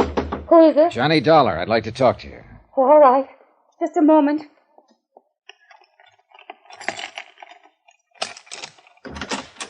Come in, Johnny. What were you expecting? A major invasion? I don't know. I don't know what I'm expecting. Easy, Carla, easy. It's not the end of the world. Eddie didn't come home last night. Oh? I tried, Johnny. I tried to be a mother and father both to him. What did I do wrong? Well, that's the kind of question that doesn't always have an answer. Have you got a drink in the house? Have I what? Got anything to drink? Well, there's some brandy, I think. All right, get it. Well, I don't know if it's a good brand or not. It doesn't matter. Bring 2 glasses. Pour out a couple of stiff ones. No, I don't Go ahead and pour them, 2 of them. All right. Is this a snapshot of Eddie when he was younger? Yeah. He was in junior high school then. It was taken at summer camp when he won a medal for swimming. And that was the only year I could afford to send him. Here you are, John. Thanks. All right, here's a go. Oh, I don't think Now drink it, all of it. All right. Good. You needed that. Where do you think he is, Johnny? What's happened to him? Carla, You're going to have to face it sooner or later, and I kind of think now is the time. What do you mean? You've been worried sick for fear your brother would get into some kind of trouble. And you had reason to worry. It's finally happened. No. He's in trouble, all right. Plenty of trouble. You're not the only one looking for him. Who else is? Who do you mean, Johnny? The police. There's an APB out. They want him for questioning in connection with the robbery and with the murder of Red Weller. Oh, no. Eddie wouldn't kill anyone. Maybe not, but somebody did. Some member of the gang that robbed the warehouse. And it looks very much as if Eddie is a member. Yes. I suppose he is. Now, look, Carla. Is there anything you haven't told me about the robbery, I mean? No. I was just suspicious, that's all. Because if there is, let's have it. It's too late to protect him now. The sooner he's taken into custody, the less likelihood of his getting any even deeper. He was out that night. He didn't come home until almost morning. I was worried about it, but I knew it wouldn't do any good to ask him. Do you know who was with him that night? No. Who would be the most likely ones to go along on a deal like that? Any of them. Any of those he's been running around with lately. Any idea where they hang out mostly? Well, just those two places I took you to last night. That drive-in and the pool hall. Look, if they did pull that robbery, where do you suppose they take the furs? Well, I don't know. Does Eddie have a car? No, but some of the other boys do. Uh-huh. Carla, would you mind if I look through Eddie's room? No, I don't mind. It doesn't matter. I guess nothing much matters now. It's gone so far that... Wait. It's Eddie. He has his own key. All right, take it easy now. Be careful, Johnny. Sis, you're gonna have...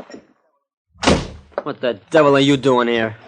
Looking for you, Eddie. Yeah? What for? I think you know. Eddie, you've got to give yourself up. Shut up! Because I got you to thank for this jam.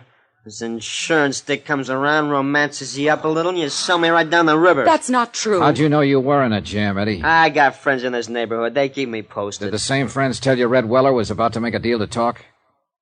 You're whistling in the dark, Dollar. Maybe.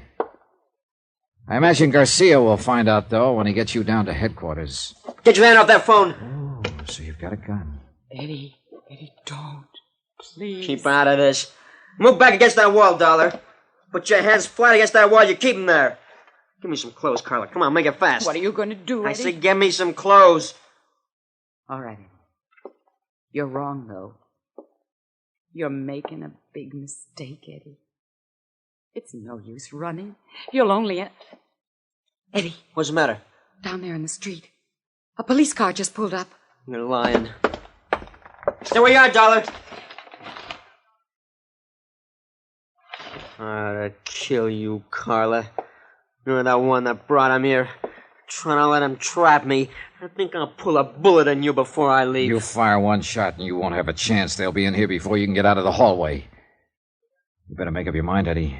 Well, you've still got time. Stay where you are, Dollar. Don't try to come after me. Eddie, please. Give yourself up, Eddie. Stop him, Johnny. I'm afraid it's a little late. Why did you let him go? There was no choice, Carla. He'd have killed you if I'd moved. Well, you'd better give me that list of his friends. The police will want it. Heaven help him. Yeah. That's about all that can help him now.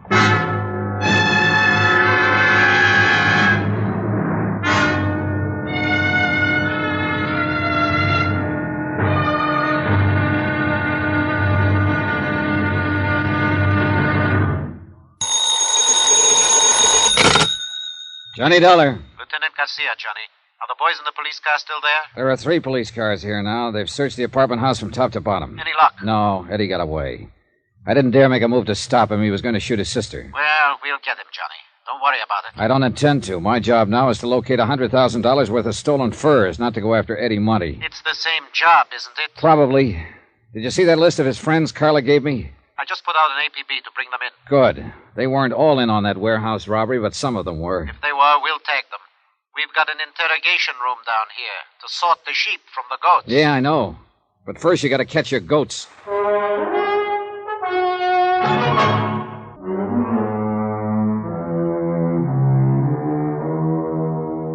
From Special Investigator Johnny Dollar, location Los Angeles, California. To the Home Office, Mono Guarantee Insurance Company, Hartford, Connecticut. Assignment, the Silver Blue Matter.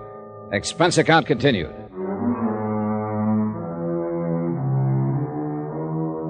Item 12, 2 cents, for the way I felt. I hung up the phone and walked to the window, stood there looking out into the street. The police were leaving the apartment to carry their search for fugitive Eddie Monty into wider territory. And Eddie's sister, Carla, sat huddled in a corner, forlorn, beaten, broken-hearted. From the window, too, the view was anything but cheerful. Dirty, cluttered streets lined by row on row of sagging tenements, drab and gray in the weakening light of late afternoon. This was the slums that had spawned Eddie Monty, raised and nurtured him, made him into a member of a gang, and had now sent him fleeing from the police with a gun in his hand. And the same slum had bred the others of the gang who'd robbed a warehouse of 80 silver blue mink coats, slugged night watchman Albert Grisman into a near-death coma, and had murdered a man who'd tried to give them away. Why, Johnny? What got into him? Why is he ending up this way? I wish I could tell you, Carla. I did something wrong. That's it, of course, but what? Forget it. You did all you could. It wasn't enough. Well, sometimes nothing is enough. And nobody knows exactly why. I loved him. I never thought of him as just a nuisance of a kid brother, the way a lot of girls do. Now, look. You did more than anybody could expect. You were a pretty young kid when your folks died. Too young to have to take on the responsibility of raising a teenage brother. But I tried. I tried hard. And I thought I was doing all right until lately. But now So it didn't work. And what's happened is breaking your heart. Well, that can't be changed. But just remember this one thing. You did the best you could. And that's all anybody could do. So don't blame yourself. Tell me something, Johnny. Yeah? You're wearing a gun. I don't think Eddie knew it when he ran from here. Maybe you couldn't have used it to disarm him. Not when he was on the verge of killing you. But you could have drawn it and killed him. He was careless. He gave you several chances. Why didn't you? I don't know. Thank you, Johnny. I'd like to look through Eddie's room, if you don't mind. All right. I'll go with you. This way. It's down the hall. Thanks. Well, somehow I still can't believe it. Not the killing, at least. Eddie is just not that kind. Well, a kid gets under pressure sometimes and gets pushed overboard. Maybe we'll know more when they pick him up. What if he tries to resist arrest? You know the answer to that. Oh, I hope he doesn't. Well, here it is. This has been Eddie's room since he was 13. It ought to tell something. The main thing at the moment is to find something that tells where he might go to hide out. And I've also got $100,000 worth of furs to locate. But you go ahead and look around. Whatever you want. Okay, thanks. I'll be in the living room. You call me if you want me.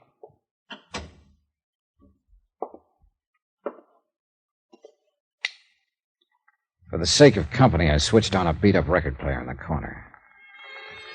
And I looked at 6 years of a boy's life, accumulated in one room. Comic books, hot rod magazines, school mementos, knickknacks, photographs. Junk mostly, to anybody but the owner. I went through all of it, then through the drawers and chests and through his clothes. Nothing. I looked over the photographs stuck in the mirror tacked on the wall. Some of the names on the boys' pictures were the same as those on the list Carla had given to the police. There were a few pictures of girls and a lot of pictures of hot rods. I picked up an envelope of loose photographs lying on the dresser. They were views of a second-hand panel truck, and in all of the pictures, Eddie was standing beside the truck with obvious pride of ownership. One of the views showed the front license plate. I turned the envelope over. The film had been developed less than 2 weeks before. I called Carla back into the room and asked her about it. No, I didn't know he had a car, or a truck, rather. It may not be his, but I'll lay odds that it is. That look on his face is a dead giveaway. I don't know. He sure kept it a secret. He never brought it here once. Do you recognize the background in those pictures? No, I don't. It looks like a storage yard or an industrial place of some kind, doesn't it? Yeah, I'd call it that. Do you mind if I take these with me? Of course not.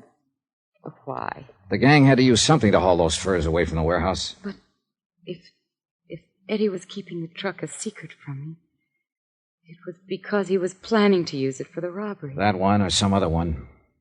Johnny, he was in on it all along. Look, Carla, I've got a hunch Eddie is the leader of that gang. Oh, no. I think the truck was used in the robbery, and I think when we find it, we'll find the furs, and we'll find Eddie. See you later, Carla.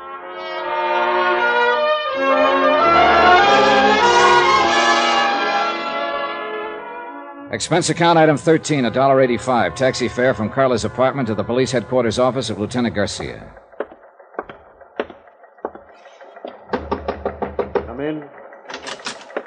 Oh, Johnny, I've been trying to locate you. Oh, what's up? We picked up 2 of those kids on Carla Monte's list. Friends of Eddie's. Wow, that's a start. Not with one of them. He's in the clear. Perfect alibi. We have something on the other one, though. Want to help me talk to him? Yeah, sure. Oh, say, here are some photographs I picked up in Eddie's room a while ago. We should take a look at them, Garcia. All right, let's see them. The pictures were taken about 2 or 3 weeks ago.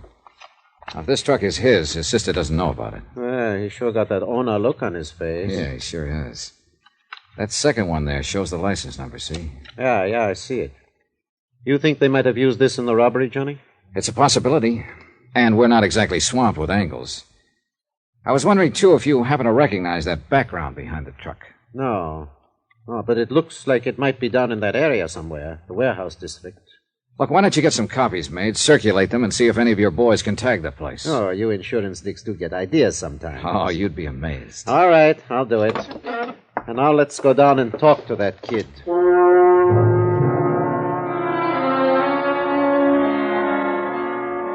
Interrogation room 519 was on the 5th floor. Bare walls painted gray, a businesslike room without a doorman or compromise. Furnished only with the necessary table, chairs, and lights. We stopped in the anteroom and looked in through the one-way glass window. The boy waited alone at the interrogation table, trying to put up a tough, defiant front, but failing by the tremble of a lip and the occasional flick of his eyes. Well, let's go in. Get it over with. The kid stiffened when he heard the door open, but he didn't turn around. He just sat there at the table, braced and waiting. You can take that chair at the side, Johnny. Okay, thanks. What's your name? You already know it. I said, what's your name? Mario Santoris. That's your right name? Yeah. Where do you live? Roxman Place, my aunt. Ever been arrested before, Mario? No. Hey, you've got kind of a bad memory, haven't you? Why? September of last year. Arrest made by Officer C.J. Barton. Charge, possession of stolen articles. Hubcap, 2 autoradios, 1 camera. I wasn't convicted. I asked if you'd ever been arrested. Not convicted. It was a frame-up. I didn't have any evidence. No, apparently not. Witnesses for the prosecution refused to testify. Case dismissed. Here, what are you going to claim this time, Mario? Another frame-up? I don't know why you brought me in here. I don't know anything about anything. That bad memory again, huh? I just don't know what you're talking about. It's lucky for us that Eddie Monty had such a good memory, isn't it? Yes. What about Eddie? Huh? What do you mean? Is he a friend of yours? I know him. He's got a fine memory, that boy. Too bad you can't remember things the way he does. What are you talking about? Oh, that's true, all right. Eddie remembers everything that happened. What he did, what Mario did. I don't know what you mean. Well, that's because of your bad memory, Mario. Why, Eddie remembers the name of every boy who was in on that job and just what each one of them did. What job? That warehouse robbery. Have you forgotten about that? I don't know anything about any robbery. Well, there's been a lot of talk. At least you've heard about it, haven't you? I don't know anything about it. Maybe you've just forgotten. I don't know what you're talking about. When did you see Eddie last? I don't remember. Have you seen him since the robbery? No. How can you be sure? You said you hadn't heard of any robbery. I haven't. Still, you haven't seen Eddie since the robbery. Well, Come on, Mario. Tell us about it. I guess maybe I did hear about it. So? Well, why shouldn't I hear? It was in the papers. Everybody's been talking about it, so what if I did hear it? I don't prove anything. But you said you hadn't heard. So I forgot. Guy can forget something, can't he? Yeah. If he's got a bad memory, he can. And Mario's got a real bad memory, Johnny. Not Eddie, though. He remembers how you guys loaded those furs into his truck. How you waited across the street in Red Wellers until the prowl car passed. How you slugged the night watchman, Albert Christmas. That's a lie. How do you know it is, Mario? You don't even remember it. Eddie does, though. He even remembers the next night. When you stabbed Red Weller to death to keep him from coming to me. No. No, I didn't do that. Of course you did. You don't think Eddie would lie, do you? It's not true. Makes sense to us. Is Eddie here? You pick him up? How would we know what he remembers unless we picked him up? Now, how do you think we got your name? Out of the telephone book? It's not true what Eddie says. Well, if you've got anything to say, we'll listen to it. But I don't think it's necessary. Do you, Johnny? No, I think Eddie remembers everything. Let's get out of here. Yeah. He's lying! You listen to me. I'll tell you the truth. I'll get a stenographer.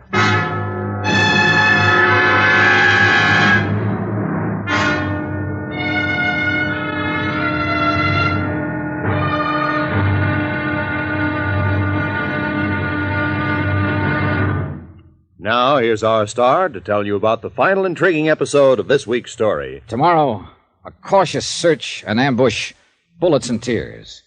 And the end is violence. Join us, won't you? Yours truly, Johnny Dollar.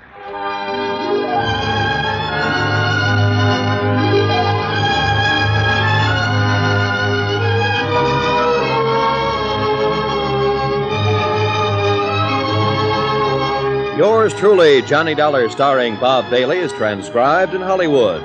Written by Les Crutchfield, it is produced and directed by Jack Johnstone. Be sure to join us tomorrow night, same time and station, for the next exciting episode of Yours truly, Johnny Dollar. Roy Rowan speaking.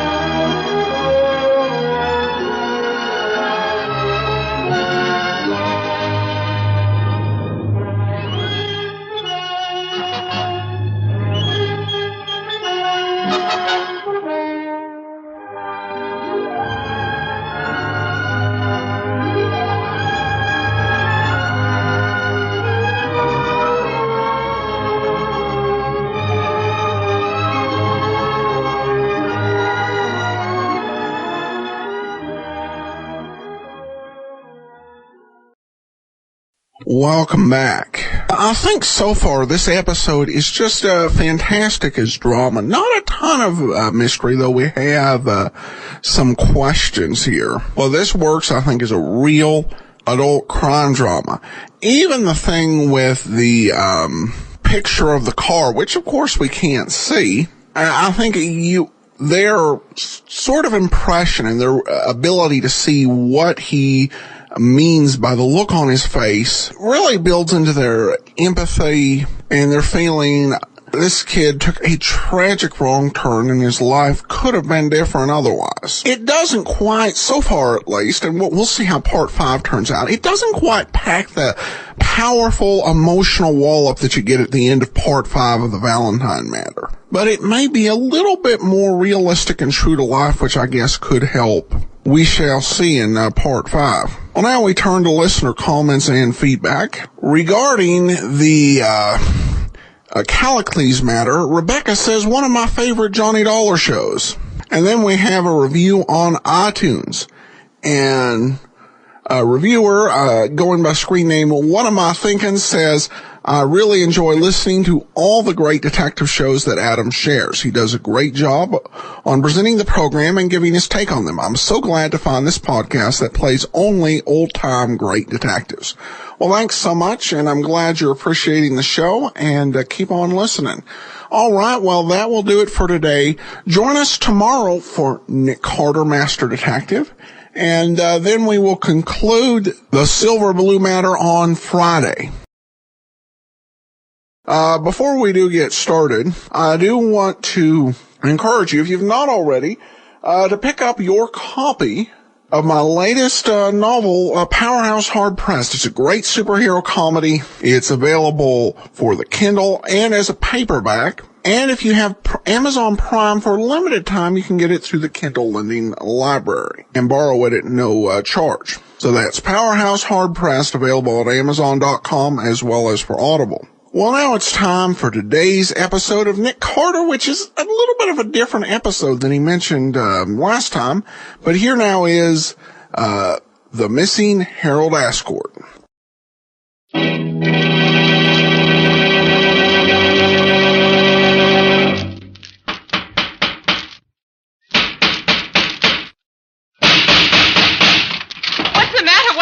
Another case for Nick Carter, Master Detective.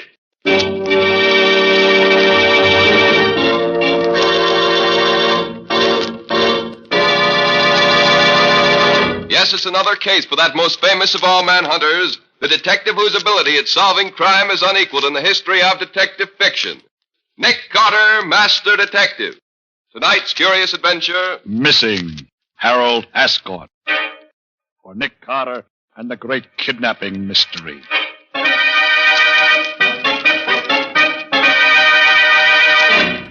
And here's Nick Carter himself to tell you the story. As you've probably already noticed, I'm not going to tell you the story that I announced last week. Instead, I want to tell you a rather different kind of tale.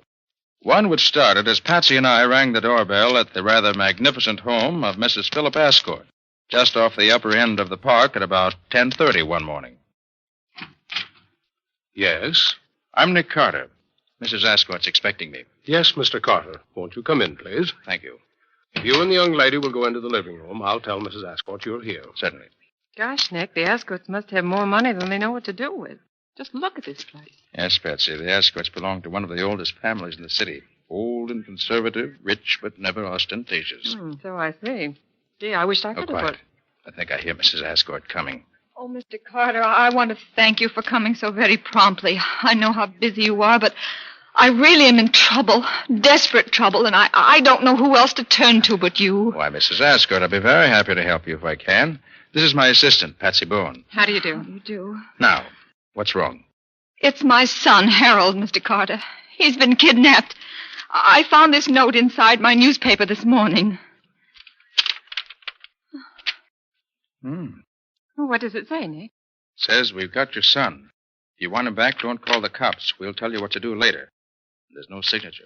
Can you tell anything by that letter, Mr. Carter? Of course, the handwriting is obviously disguised. Half printing and half writing. Paper is good bond paper. There's a watermark that looks like a dragon's tail. The top of the sheet of paper has been cut off. A pair of scissors, apparently, as the cut isn't quite even. Why do you suppose they did that? Well, there was probably a letterhead on it, and the writer didn't want the paper traced, of course. But they didn't cut quite all of the printing off. Can't read what's left, but later on it may help to identify it. It looks like hotel stationery, doesn't it, Nick? Yes, Patsy, that's what I was thinking. I'll have Scubby make a round of the hotels and see if he can find the one it came from. Oh, Mr. Carter, do you think you can find my boy? Well, I certainly hope so, Mrs. Ascort. And I'll do my best. But in the meantime, just sit tight and wait until you hear from me again. Or until the kidnap gang makes its next move.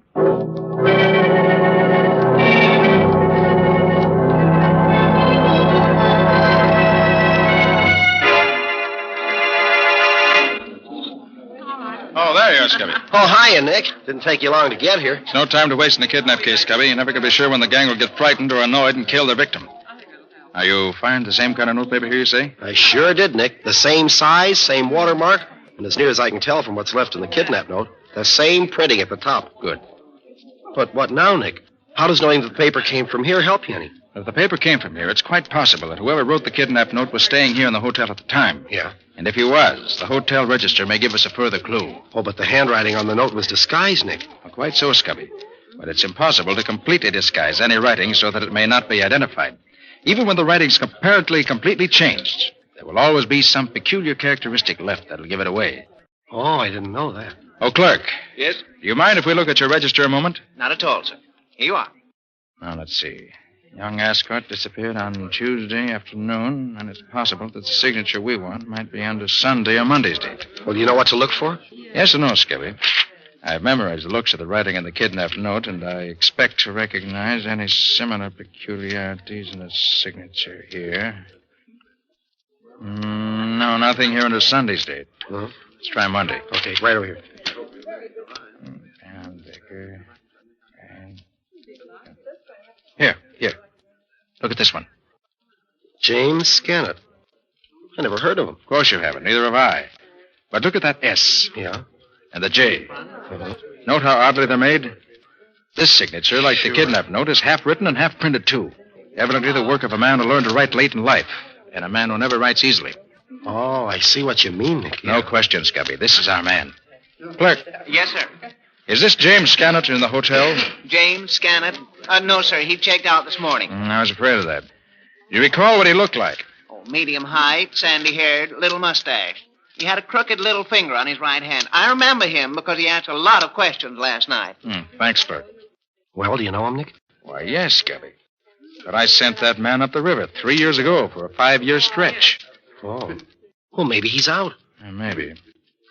I know a man who can tell me. I'll give him a ring and see. Come on. Well, whom did the description fit, Nick? Sounds like Jack Vincent, Scubby. Yeah?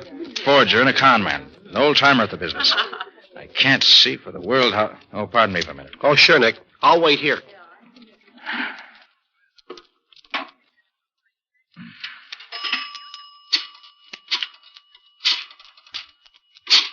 Should turn out to be Jack Vincent. This case may prove to be quite interesting for both. Oh, hello, Bill. How are you? This is Nick Carter. Oh, fine, thanks. Say, Bill, is Jack Vincent still up at state prison? Oh, 2 weeks ago, huh? No, nothing special yet. Oh, thanks, Bill. Good luck. Goodbye. Well, what'd he say, Nick? Vincent was pardoned 2 weeks ago. He's our man, all right. You know, it's a funny thing, Nick, but while you were in there phoning, a couple of men went by me, and I heard one of them say to the other, I saw Vincent Grady's bar last night. Well, maybe that's where he hangs out. You say you just heard that now, Scubby? Yeah, just now. That's queer. Well, how do you mean, Nick? Scubby, things are going a bit too easily. The notepaper that can be traced, the name in the register, the description, and now the conversation you say you overheard. You mean you think it's some kind of a frame-up? Might be, Scubby. Might be. Well, gee, if it is, Nick, you If better it is, take... I'm going ahead just as I was before. Just be a little bit more careful, that's all. Well, they want me to go to Grady's bar. That's where I'm going. See you at the office later, Scubby.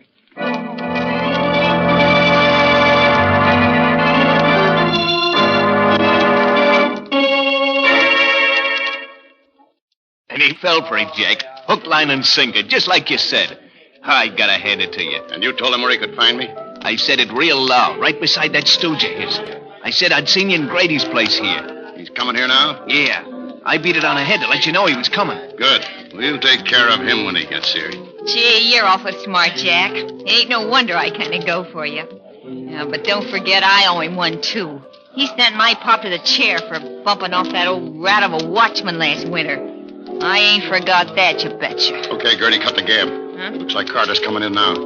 He can't see us where we're sitting. Yeah, that's him. Hey, do I look okay in this apron I borrowed from Pete? Sure, you look like a regular waiter, Ben. Hey, got a tray? Yeah, right here. You sure he don't know you, Ben? Nah, he broke up my racket last year, but he never seen me. Gee, we all got it in for him, ain't we? You bet we have. And here's where right pays off. Watch me.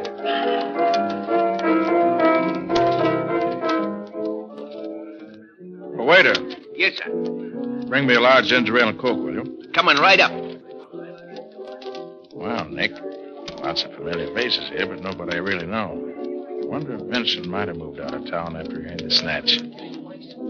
And that conversation Scubby overheard, if he did overhear, it sounds to me like... Here you are, sir. Oh, thanks. Here, give the change. Thank you, sir. Well, at least this ginger ale's cold. Doesn't taste that bad. Well, it's an odd flavor to it, though. Must be a new brand of Cokes they mix with it.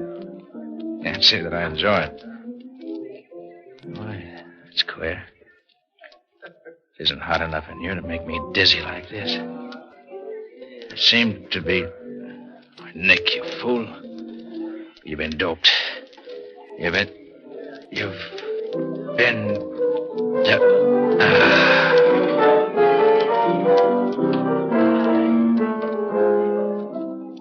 Yeah, look it. He's out cold. Gee, Ben, you must have made it strong. You bet I did. I ain't taking no chances. I put 3 of them in. Now go on, Gertie, and get the car and make it fast. I don't want none of Carter's friends to come looking for him before we can get him out of here. Okay. This is the day I've been waiting for 3 years.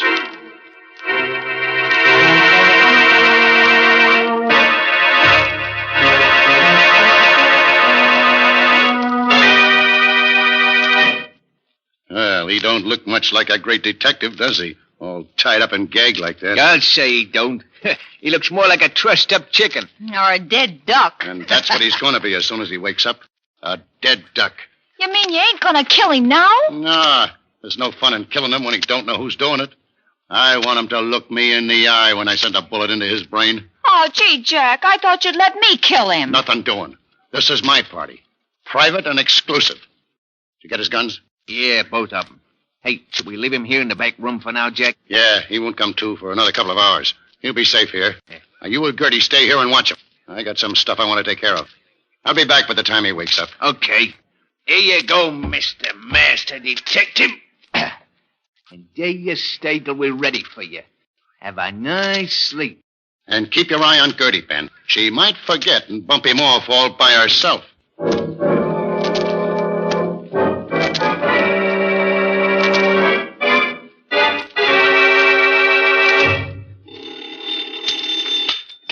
Nicholas Carter's office. Well, this is Mrs. Ascort speaking. Is Mr. Carter there? Why, no, he isn't. Has something else come up? Yes. Yes, I've got another note from the kidnappers. They want $100,000 immediately. Good heavens, $100,000. Oh, what shall I do? Mr. Carter said to do nothing until I heard from him. Well, I've no idea where he is. He should have been back here long ago. You better just do nothing, as he said, until we hear from him. He's bound to call me pretty soon. Unless something's happened to him.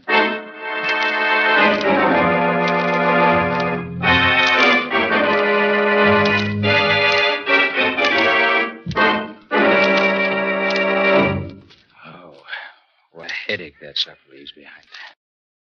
Well, it serves me right for being such an idiot. I knew what I was walking into, and I walked right into it. Gosh, but it's dark in here. Wish I could see. Wait a minute. What's that? Nick Carter, you sent my pop to the chair, did you? You'll never send nobody else there, 'cause you ain't gonna live no longer. I'm gonna fix you right now. I'm gonna... What the... Sorry I'd have to be so rough with you, lady, but it's my life or yours. You're only stunned. Now, if I can reach that knife she dropped before she gets her senses back, I can cut these ropes and get free. Just a little more. If I could only see behind my back. Oh, where is that knife? I want to be able to reach it now. Just... Now to cut this rope in my wrist. There, a little bit more. There, that's got it. Now for the leg ropes. Oh. Quiet, you. You try to call for help, I'll be forced to kill you. You... How did you... I heard you coming in, so I sat up, stuck my legs out, and tripped you. You dropped your knife. I knocked your head on the floor, and I stunned you. Then I found the knife, cut my ropes. Now I'm getting out of here. Oh, no, you can't. Jack will kill me. He'll murder me. Should have thought of that before. Now, don't try anything. Your friends overlooked this little pistol I carry in my shoulder holster. It's very small, but effective, I assure you. What are you going to do? Why'd you dope and bring me here? To kill me? Well, Jack and Ben were scared you'd try to break up their plans for the kidnap Yes, job. I knew it. Now listen carefully. Who else is in this house now? Only Ben. He's in the next room. Good. Now, when I tell you to, call Ben. Tell him you're afraid I'm waking up. Ask him to come in here, but don't you warn him. You want me to ask him to come in here? Yes, but no funny business. Now call him. All right. Ben! Ben! What do you want? I think Nick Carter's waking up. You better come have a look at him. So quick? Yeah. Okay, don't touch him. You wait till Jack gets back and Look then... out, Up with your hands! I warned you. Now stand aside. I'm leaving here, and don't try to stop me. I'll be seeing you both later, under different circumstances.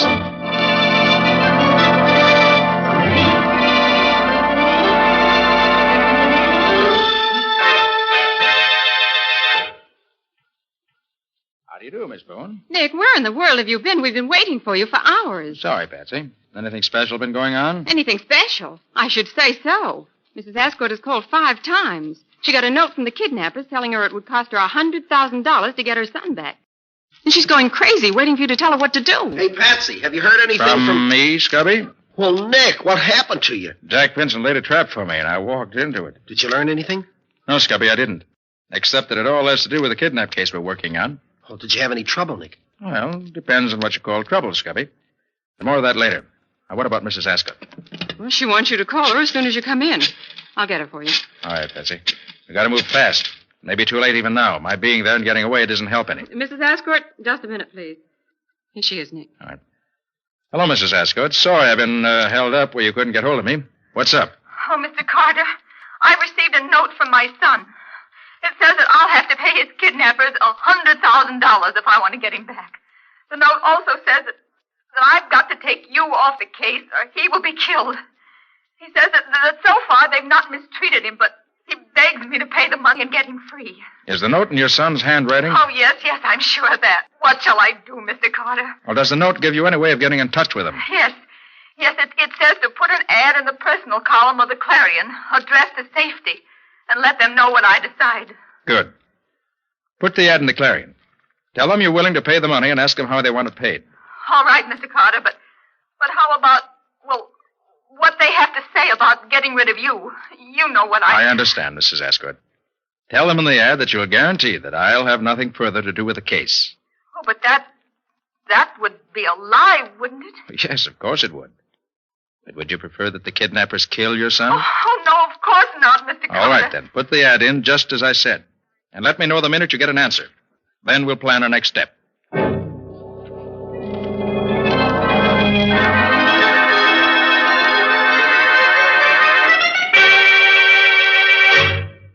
Oh, Mr. Carter, I'm so glad you've come. An answer to the ad that I put in the paper just came in the morning mail. Here it is. Thank you. On Route 77B, 5 2/10 miles north of Route 31, is a large single oak tree right beside the road. It's the only tree around. Make up a bundle of $10, $20, and $50 bills, $100,000 in all. Throw the bundle out at the foot of the tree this afternoon at 5 o'clock sharp. Drive by at not less than 25 miles an hour, and do not stop. Your son will be sent back to you tomorrow morning. He'll be alive if you follow directions. He'll be dead if you don't. Gosh. Mm-hmm. Patsy, where's that map I asked you to bring along? Here it is, Nick. Well, I still don't know how you could tell what section of the state we're going to need a map of. Well, Patsy, when I went back to the gang's hideout yesterday afternoon, it was deserted. The only things I could find that interested me were a rough draft of the original kidnap note made in the back of an envelope addressed to Jack Vincent. Mm-hmm. And also a timetable showing trains running to a certain part of the state. And what part was that, Nick? The part I asked you to bring the map of. Very simple. Very simple. To you. Well, where is it? Here. Now, let's see. Route 77B is here. Route 316 crosses it right here. Mm-hmm. It's about 45 miles out of the city, in a very thinly settled section. What shall we do about it, Mr. Carter? We'll do just exactly as the note says. Have your bankers make up the bundle of $100,000 in 10s, 20s, and 50s. Yes. Take Patsy with you, and have your chauffeur drive you up to the spot designated in this note. Throw the bundle out, and then leave the rest to me.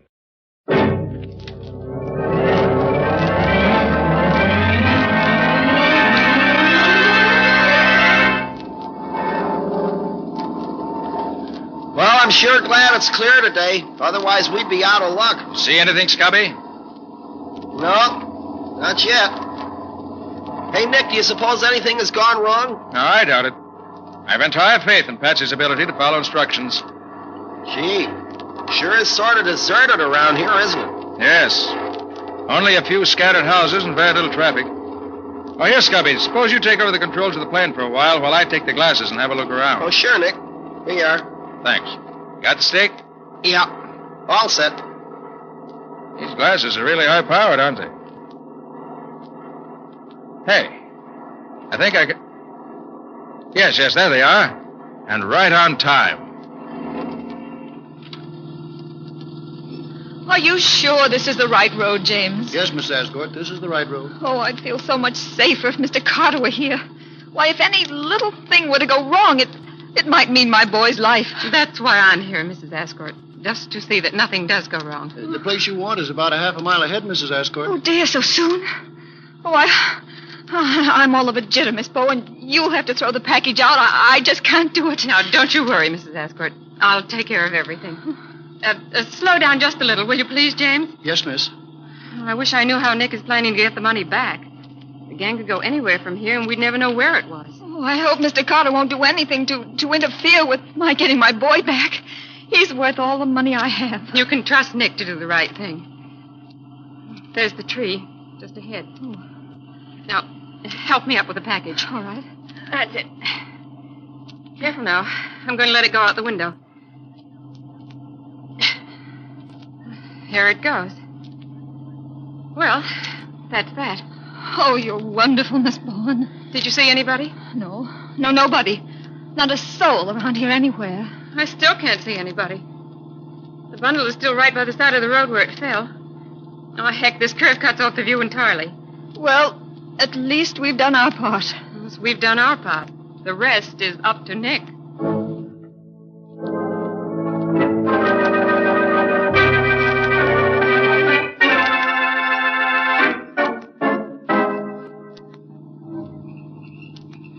Yep, those are Nick's orders, Sheriff. Drive as close to the house as you can, and then park your car in the bushes just off the road.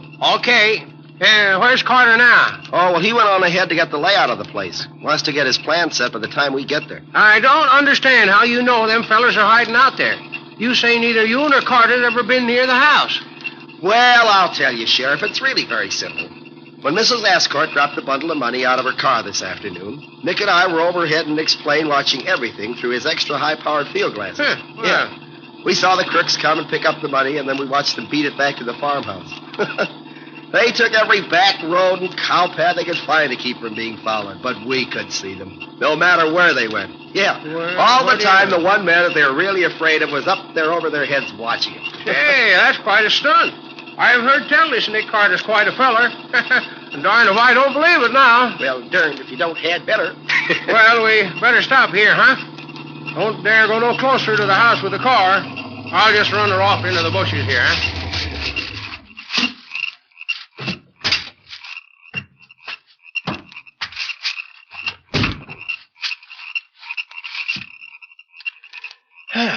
Well, I wonder where Nick is. He ought to be here any minute. Yeah. So far, so good. They haven't seen me yet. Yeah, this is the window where the boy should be, if I'm right. Too dark to see what's inside the room. I'll have to take a chance and climb through the window and see for myself. Locked. Well, I ought to be able to slip the latch on an old window like this. This knife will do it, I think. There. Hope my luck holds it a while longer. I guess it's safe to use my flashlight here. Yeah, there he is. Oh, Harold. Harold. Oh. Quiet. Not a sound. Keep absolutely quiet. You all right? Yeah. Caught a pretty bad cold yesterday, though. But who are you? You're not one of the kidnappers. No. I'm not one of the gang. I'm Nick Carter. Nick Carter? Yes. Gee, I've heard of you. You're going to save me, huh? That's just what I'm going to do. I'll get these ropes off your arms and legs first. There we are. Feel better? Gosh, yes. Now see if you can stand up. Well, it's not very easy yet, but I'll be all right. Good boy. We got to get you out of here pronto before one of the gang comes up to have a look at you. All right. How do we get out? Out of the window, same as I came in. All right, come on now. Quiet. Okay. Whatever you say, Mr. Carter. Climb out the window onto the roof. Easy now. Easy. That's the boy. Gee, it's dark out here. Can't see anything, hardly. Just follow me. There's a post in the corner of the porch we can slide down. I came up it. Careful now. There it is. Here we are. Okay. I'll come right behind you. You go ahead, Mr. Carter. Not Mr. Carter, Harold. Just call me Nick. Gosh, Nick. Am I going to have something to tell the fellas when I get back home? All right. Here we come. That's the boy. Gee, that was easy, wasn't it? All right, son? Sure. Let's get going away from here. All right. My friend Scubby and the sheriff ought to be over there on the edge of the brush. Hey, is that you, Nick? Yes, Scubby. And I have the boy, too. Suffer and catfish, Mr. Carter. How in heaven's name do you get him out of there without getting caught? It was easy. Nick's a good detective. I bet he can do anything. Well, thanks for the plug, Harold. Now, here's my idea. Are the three of them still in the living room where they were a few minutes ago? Yeah, I just took a look and they're still there. What's your idea, Carter? Well, this is it. They think Harold is still tied up nice and snug in his attic room. Now, if they should happen to hear him out here in front of the house, they'd probably come rushing out to see what's up, wouldn't they? Sure. Go on, Nick. Well, I don't want any shooting if I can help it. Somebody might get hurt. So you and I will stand one on each side of the front door, Scubby, while the sheriff goes around to the back door, ready to come up from behind them. Then Harold will stand out here in front of the house and shout good and loud. They'll come out to see what's what, and we'll poke our guns in their backs. No shooting, no trouble. All nice and simple. Gee, that's swell. What'll I yell, Nick? Oh, whatever comes into your head. Anything at all.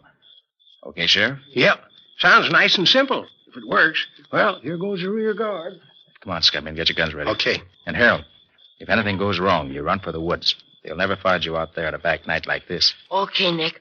When do I yell? Count 5 slowly. That'll give Scubby and me time to get into position beside the door. Okay. 1, 2, 3, 4, 5. Renfield of the Mounted. Yippee! Wahoo!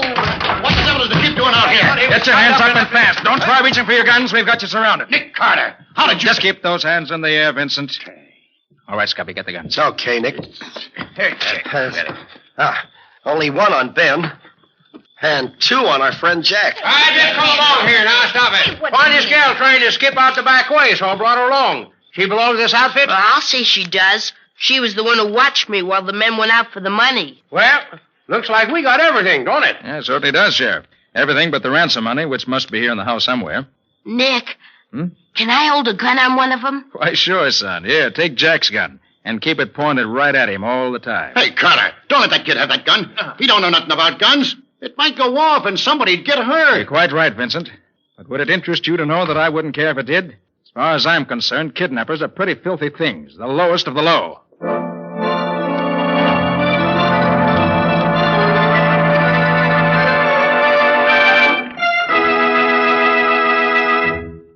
Oh, Mr. Carter, how can I ever repay you for what you've done for me and my boy? Well, I'm very happy that we were able to get the boy back for you, Mrs. Ascort. And the money, too. Oh, please tell me how much I owe you, Mr. Carter.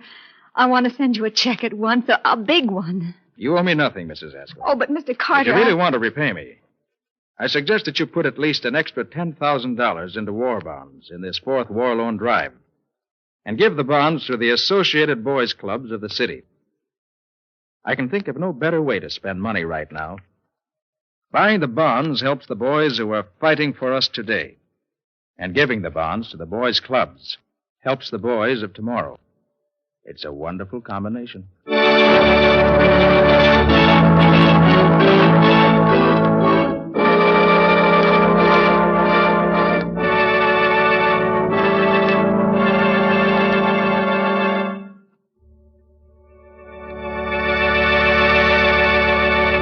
This has been another of the strange adventures of Nick Carter, Master Detective, which are brought to you regularly at this same time by WOR Mutual. What can you tell us about next week's story, Nick? Well, all I'm going to tell you about it is this. There's such a weird and unusual case that for the only time in my life I was almost compelled to believe that vampires really do exist. I call it Death After Dark, or the mystery of the vampire killings. So long. So long, Nick. See you next week. In the strange adventure you have just heard, Nick Carter was impersonated by Lon Clark, Patsy by Helen Choate, Scubby by John Kane. Original music was played by Lou White. The entire production was written and directed by Jock McGregor.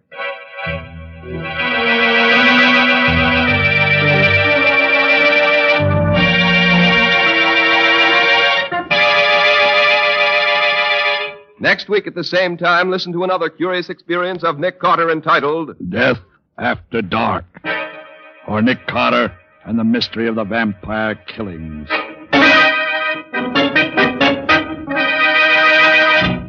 This story is a copyrighted feature of Street and Smith Publications, Incorporated. The return of Nick Carter is broadcast in the studios of WOR and is broadcast over most of these stations every week. This is Mutual.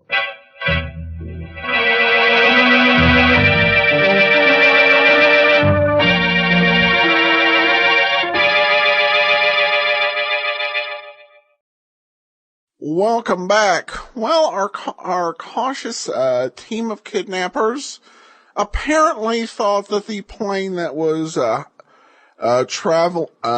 following them back to their hideout was just a coincidence. And there was nothing like the scene after the kidnappers were caught to remind us that we weren't listening to something from the 21st century. Speaking of that, we turn to listener comments and feedback, and we have a question from Lexi, who says, when are you going to do another Sherlock Holmes episode? Thanks for the question, Lexi. We will continue to play video theater programs and that feature Sherlock Holmes. However, we're done with the radio version unless somebody comes up with some lost old-time radio versions of these programs. And if we do play it again, I would be happy to entertain playing Sherlock Holmes again. But Lexi's not alone in missing Sherlock Holmes. We also received an email from Christine, who says, as usual, the show is awesome. I just wanted to give my 2 cents about Nick Carter. It's gotta be the worst old-time detective you've played. Really, the policeman is so stupid that I keep wondering who he paid to get his job. Also, everybody's opinion of Nick as the world's great detective, the greatest detective ever, is just annoying now. Maybe it's because I'm a diehard Sherlock fan, the last series notwithstanding, that I find this claim to be so offensive. But I have yet to be impressed by Nick. Love the show as always, but can't wait for Nick Carter to be over. Well, I appreciate your opinion. We have quite a ways to go with Nick Carter, about 2 more years. And there are shows that I don't like. I felt like one show that we won't play is the syndicated version of Philo Vance. We'll play some of the other episodes that were aired over NBC. But the syndicated version, I thought the police were just too incredibly dumb. I don't quite get the feeling about this series. In no way are Nick Carter cases as good, from a mystery standpoint, as Sherlock Holmes. But there's something to be said for his longevity. There were more than 1,000 stories about Nick Carter in Street and Smith, in a magazine that ran for a total of 32 years. Clearly, there was something there that kept audiences reading, and also audiences listening to the radio show. While Nick Carter rarely shows amazing genius, he shows cunning and daring, and is the toughest guy this side of the hard-boiled eyes. And add all that in, today he managed to work a PSA into collecting his fee. So I understand folks who disagree. I think this is a good series, and I hope it'll grow on some listeners who are a little reluctant about it. But if not, that's why we have the other 5 days a week. But as always, Christine, thanks so much for your comments. Truly appreciate it. All right, well, that will do it for today. We'll be back tomorrow with yours truly, Johnny Dollar. Well, before we do get started, I want to let you know today's program is brought to you by the financial support of our listeners. And you can support the show at support.greatdetectives.net. But let's go ahead and take a listen to today's episode of yours truly, Johnny Dollar. And then afterwards, Dr. Tam Detective. Here now is The Silver Blue Matter, Part 5. From Hollywood, it's time now for... Johnny Dollar speaking, Lieutenant Garcia's office. Johnny, you're the one I was trying to reach. This is Carla Monte. Oh, I was going to phone you later. What's happening? Have they found Eddie yet? Not yet, but the police picked up one of his friends, Mario Santorres. Oh, Mario, I know him. Well, he's been to the apartment lots of times. Was he in on the robbery? Yes, he just made a statement admitting it. And what did he say about my brother? He says Eddie is the one who planned the whole thing. He must be lying. No, Garcia and I are pretty sure he's telling the truth. I'm sorry, Carla. I'm coming down to headquarters, Johnny. There's no use. There's nothing you can do here. At least I can be there when they bring him in or whatever happens. It won't help. You're better off at home. Now, no, please. Johnny. I raised him. Some of the fault must be mine. I can't desert him. I'm going to be there if he needs me.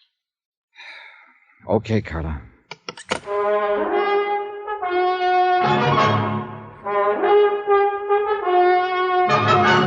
Tonight and every weekday night, Bob Bailey in the transcribed adventures of the man with the action-packed expense account, America's fabulous freelance insurance investigator. Yours truly, Johnny Dollar.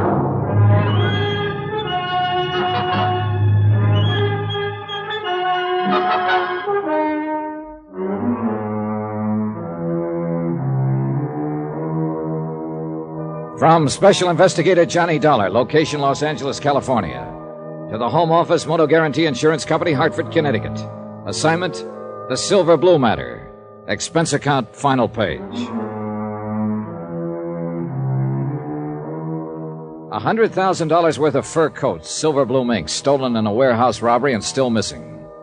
A night watchman slugged during the robbery by one of the teenage gang, still lying in a coma, unable to speak. And Red Weller, a man who tried to speak, lay in the county morgue, stabbed to death in a dark alley. But now one of the gang had been arrested, a 17-year-old named Mario Santoris, and he'd finally talked. Sitting in Garcia's office, I read Mario's statement through for the second time. Well, what do you think, Johnny? I think the kid was telling the truth. Eddie Monte scraped up enough money to buy that second-hand panel truck and then talk the other kids into knocking over the warehouse. That ties in with what Eddie's sister said, that he'd kept the truck a secret, hadn't told her about it. And also the fact that Eddie seems to be a born leader type. They even mentioned it in one of his former records of arrest. Yeah, I think we can buy it that Eddie Monte is the leader of the gang. Yeah. All right, they picked their night. They cased the place from Red Weller's lunchroom across the street. And as soon as the prowl car passed, they made their move. They got the watchman, Albert Crisman, to open the door by showing him a fake telegram through the window. That's another thing that checks out Mario's story, Johnny. Mario claims he's the one who showed the telegram. That's right. Crisman kept saying, kid with a mark on his arm, and Mario's got a bad scar on his left wrist. That's what I mean. It checks out. Mario didn't know what Crisman had told us. All right, so they got inside, and then, according to Mario's version, it was Eddie Monte who slugged the watchman. Probably true. Then they jumped the other watchman in the dark and started hauling out the furs, loading them into the truck of Eddie's. They knew they had 45 minutes before the prowl car came back through. By that time, they'd finished and split up, Eddie driving the truck away alone and the others disappearing on foot. Yeah, I think that's about the size of it. And I think Mario's telling the truth when he says neither he nor any of the others know where Eddie planned to hide out the truck. And Red Weller, according to Mario, was murdered by another gang member. What was his name? Chuy Morel. Yeah.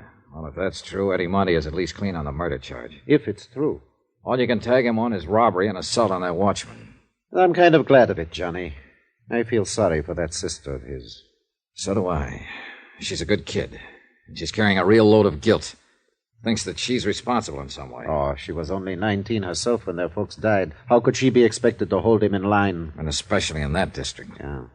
She's on her way down here, by the way. Carla Monte? Yeah. I tried to talk her out of it. Oh, maybe she's as well off hanging around here, though, as she is waiting alone in that apartment. It's a rough deal for her, no matter where she waits. Well, at least we can tell her brother's not in quite as deep as we... Excuse me. Yeah, sure. Garcia speaking. Good. Well, who's the other one? Yeah, bring them on in and book them. I'll talk to them later. And now we...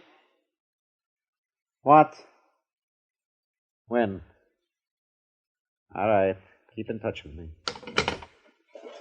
The boys just picked up Chuy Morel and the other two. That leaves just one to go. Yeah, the big one. Eddie Monte. And he's even bigger now, Johnny. What do you mean? That watchman Eddie slugged. Albert Crisman. What about him? He just died. So it was a different thing we had to tell Carla when she arrived at headquarters. Not that her brother would probably get off on a lesser charge, but instead that an APB was out, that every officer in town had been warned, be on the lookout for Eddie Monte, age 19, armed and dangerous, wanted for murder.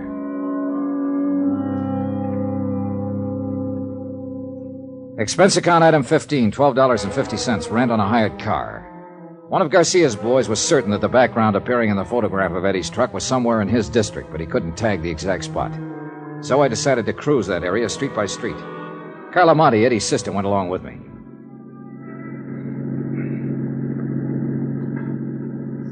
There's an alley off to the right, Johnny. It might be worth a look. Yeah, it runs back toward a lumberyard there. That could be a lumberyard in the background of that photograph. Well, we'll give it a try. This isn't it, Johnny. Sally makes a right-angled turn there before it even gets to the lumber yard. Well, we may as well check it on through. It seems to run clear on down to the railroad yards. Please let us find him. If it's the police, he'll fight. And he'll kill someone else. Be killed himself, maybe. It's out of your hands now, Carla. It's got to work itself out in its own way. And there's nothing much anybody can do to stop it or change it. I know, Johnny. I keep trying to fool myself.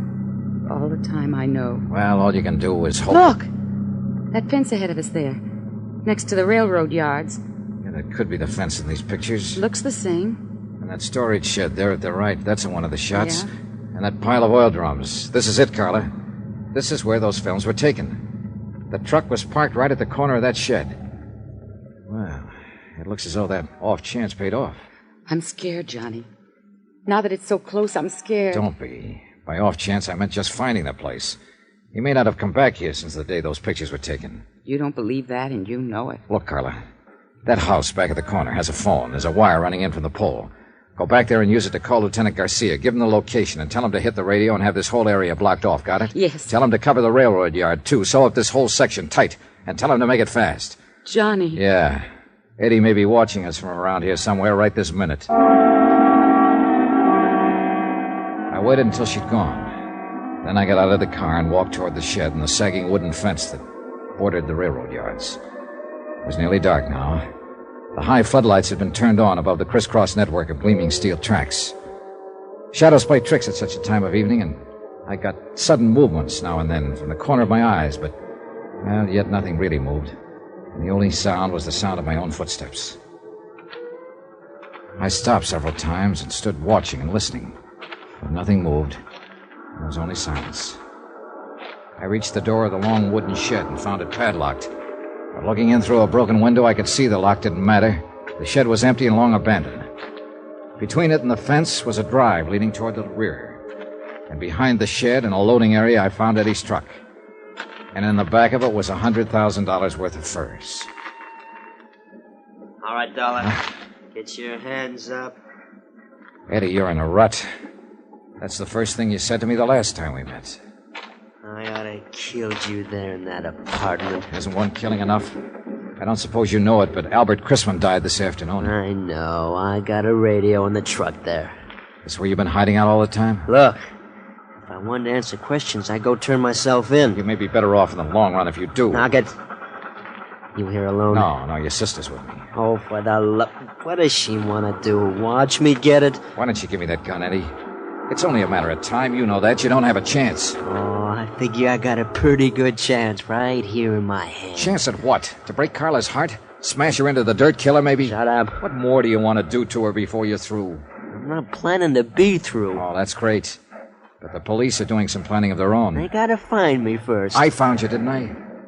And I ought to kill you right where you're standing. Is that all you got to think about, Eddie? To kill somebody and go on killing until one of them kills you? Shut up! Let me think. Think about Carla if you want to think about something.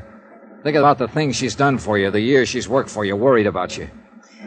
That dame was born to worry. Nobody's born to worry. They inherit worries, like you were inherited by her. I didn't ask her to do it. Life didn't give her any choice. But it's too late now to talk about that. It's all over, Eddie. This is the wind-up. Come on now, give yourself up. You haven't got a chance. Oh, and I would have if I gave myself up? Don't you hand me that stuff. The police have got this whole section surrounded. Carla went to call them 20 minutes ago. If I thought you were trying to hand me... Keep your mouth shut. Eddie, you don't have a chance. Johnny, Lieutenant Garcia's here. Be careful, Eddie's here. You dirty...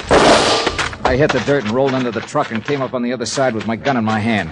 I could hear Eddie running away, but I couldn't tell where he was. Johnny, are you all right? Yeah, I'm all right. Eddie went over the fence into the yards. Where are you? Here, the corner of the shed.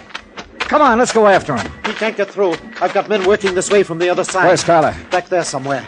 Come on, we can get through the fence here. Carla, stay where you are. Don't follow us. There he goes, Johnny. Behind that line of freight cars. All right, come on. He can't get too far that way. There's a train coming. There he goes! He's going to try to beat it. The crazy Eddie! Santa Maria!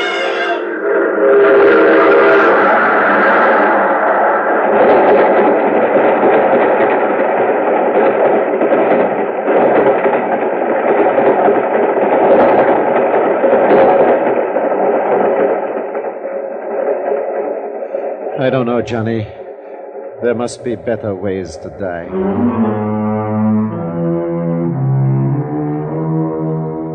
Expense account item 16, $300.60. Hotel and miscellaneous in Los Angeles and transportation back to Hartford. Expense account total, $541.25. End of account, end of report. Remarks? Well, I guess Carla made the remarks for me. I don't know, Johnny. Those 80 fur coats, they'll go back into stock now. They'll be sold to women who'll wear them to parties and dances and nightclubs. And they'll be happy in them. And they'll never know about Eddie or about me or what happened here tonight. Yours truly, Johnny Dollar.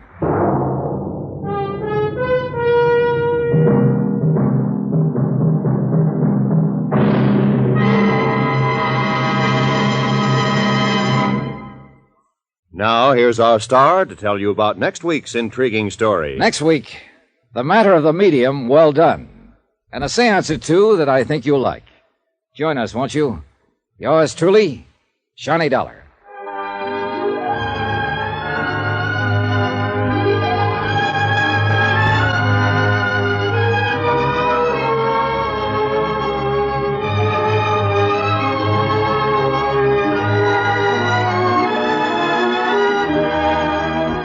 Yours truly, Johnny Dollar, starring Bob Bailey, is transcribed in Hollywood. Written by Les Crutchfield, it is produced and directed by Jack Johnstone. Heard in this week's cast were Lucille Meredith, Edgar Barrier, Victor Perrin, Jack Crucian, Tommy Cook, and Richard Crenna. Musical supervision by Amerigo Marino. Be sure to join us on Monday night, same time and station, for another exciting story of yours truly, Johnny Dollar. Roy Rowan speaking.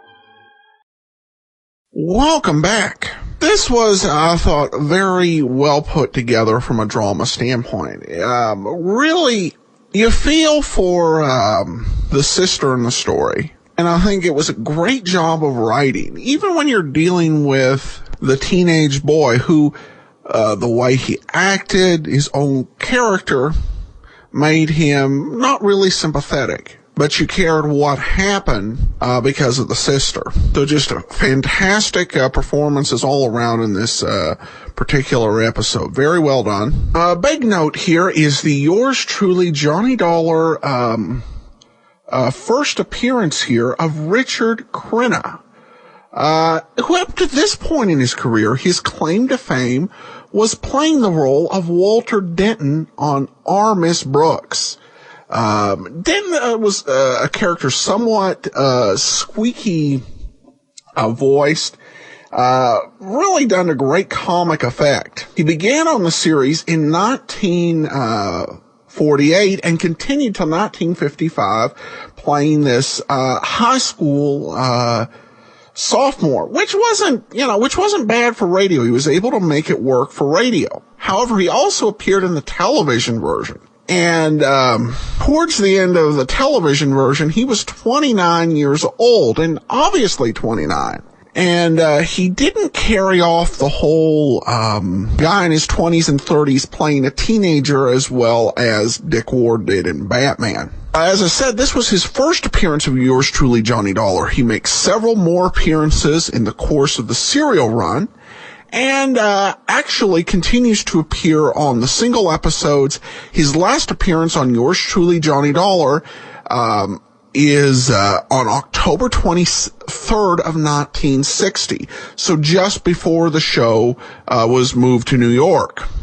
His acting career would get beyond Our Miss Brooks. He would land the lead role in The Real McCoys, and would get an Emmy nomination in 1959.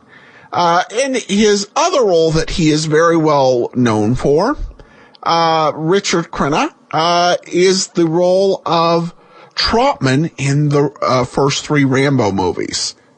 So from Old Time Radio and Our Miss Brooks to Rambo. All right, we will actually resume the Carter Brown mysteries. Carter Brown will return on next Friday. And Monday, we'll be bringing you yours truly, Johnny Dollar. And Saturday, I'll let you know a little bit about our 1100th episode special, the star of the show. And be sure and listen to that on Sunday. Tomorrow, it's the lineup. Well, before we do get started, I want to let you know today's episode is brought to you by the financial support of our listeners, and you can support the show at support.greatdetectives.net. Also, I do want to let you know what we have up on Saturday at greatdetectives.net. I posted my review of the Poirot movie, The Hollow, and you can subscribe to my reviews on your Kindle, have them automatically delivered to the Kindle, and you can try that service out free for 2 weeks. But now it's time for today's episode of the lineup. This one is called The Charles Crocked Clobbering Case. Let's take a listen. The lineup.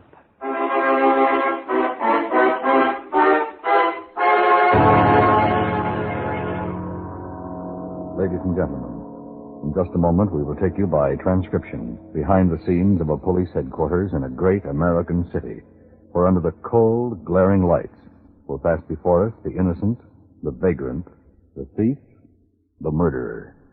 This is the lineup.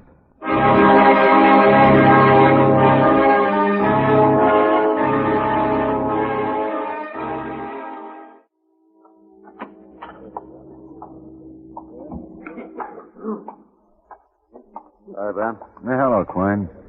Hey, you look tired. I am tired. I was on a 24 that worked into a 48. I don't think I've had 6 hours sleep since Wednesday. The Biolotti stakeout? Yeah. And this weather. Sure hot. Yeah. You have some witnesses? No, just looking around. Dull upstairs.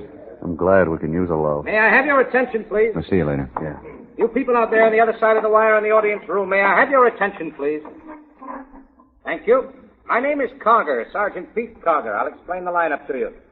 Each of the suspects you will see will be numbered. I'll call off the number, their name, and charge. If you have any questions or identifications, please remember the number assigned to the prisoner as I call his name. If you're sure or not too sure of the suspect, have him held. The questions I ask these suspects are merely to get a natural tone of voice, so do not pay too much attention to their answers, as they often lie. Okay, bring on the line. All right, keep it moving. Right over here to the end of the stage. Now turn and face front, hands at your sides. Now when I call out your number, step out and face the screen. Keep your head up so everyone can get a good look at you, and talk up so everyone can hear you. Okay, number 1, Leonard Strickland, robbery. Where do you live, Leonard? 7765 Orangeville. What's your business? What do I do? Yeah, what do you do? What kind of work? Well, I'm not employed. I used to be a carpenter. When was the last time you worked as a carpenter? The last time? Well, I guess that was about 5, 6 years ago. Oh, yes, at least. What kind of jobs have you had since then? Oh, well, I've done lots of odd things. I was a window washer for a while. Worked at gas stations and labor gangs for the city. Oh, I've done a lot of things. Who were you with when you were picked up? Oh, a guy, Stanley Halloran, and he was picked up too. Is he in the line? Sure. Point him out. Him. First one. Number 2, Stanley Halloran. You want I should step out? No. Call my number. Stay there. When? When what? Do I step out? I'll tell you. He was just pointing you out to the people out front, Stanley. Oh. You're next. Okay. I'll take care of it, Leonard. He ain't so bright. Oh, wait. You ain't. Okay, knock it off. I'm sorry. You just don't understand things. Hold on. You don't. Now, shut up. Just answer my questions. That's enough. Sorry. He talks too Shut up. All right. Now, when you were arrested, Leonard, Yeah? did you have any weapons on you? Weapons? Guns, knives. You had the biggest shotgun you ever saw. Now, listen. I told you not to talk unless you were asked. Oh, stupid. He's just plain stupid. Oh, yeah? Yeah. Leonard, Yes? did I ask you how stupid he was? No. Then tell me about the shotgun. It was a shotgun, an old one. Double barrel, pump, what? A pump. I bought it. What was the caliber? 16 gauge. Okay, Leonard, step back. Number 2, Stanley Halloran, robbery. Well, come on. Now? Yeah, step out. I see. He's stupid. Get him off the stage. Take him down to the tank. Okay. Now, where do you live, Stan? Hello. I said where? Where do you live? I live down by Jefferson. You live down by Jefferson? Yeah, Jefferson, Big Long Street. What's the address? 2365 East Wilton. It's up from Lincoln. I guess it's really not down so much, kind of in between. This is turning out to be my lucky night. That's nice. Did you have any weapons on you, Stan? No, I wouldn't even carry the shotgun. Were you driving a car? No, I wouldn't drive it. I didn't even want to do the job much. I didn't feel good. Was Leonard driving the car? Yeah, that's when he wanted me to hold the shotgun, but I told him, not on your life. And he had to put it in the back seat. What kind of a car was Leonard driving, Stan? I don't know. Was it a sedan, a coupe? It had a back seat. I suppose it was a sedan. What color was it? The back seat? The car. Oh, I don't know. All right, step back. Did I talk loud enough? Yeah, you did just fine. Now step back. No, the other end of the line. Did I get my same place? The other end, Stan. Okay. Number 3, Arthur Willoughby, robbery. Where do you live, Arthur? 99 North, 109. That's cool. What do you do, Arthur? I'm a painter. What kind of a painter? House painter. Where do you work? I'm not working now. I work for AJAC. Yeah. Oh, Were you arrested with anybody? Can I see you? No, I was alone. Any weapons? No? You have a car. Yeah, 3742. Pete really had himself a couple tonight. Yeah? Oh, what's up? Just got a call from Small over on Adams. Oh, what is it? Homicide. Officer on the beat found a dead man in an alley. Okay, let's go.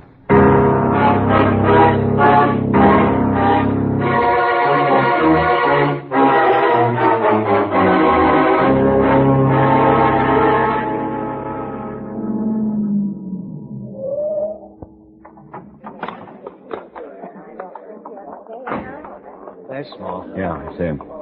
Hi. It's down here. Come on, let us through, please. Let us through.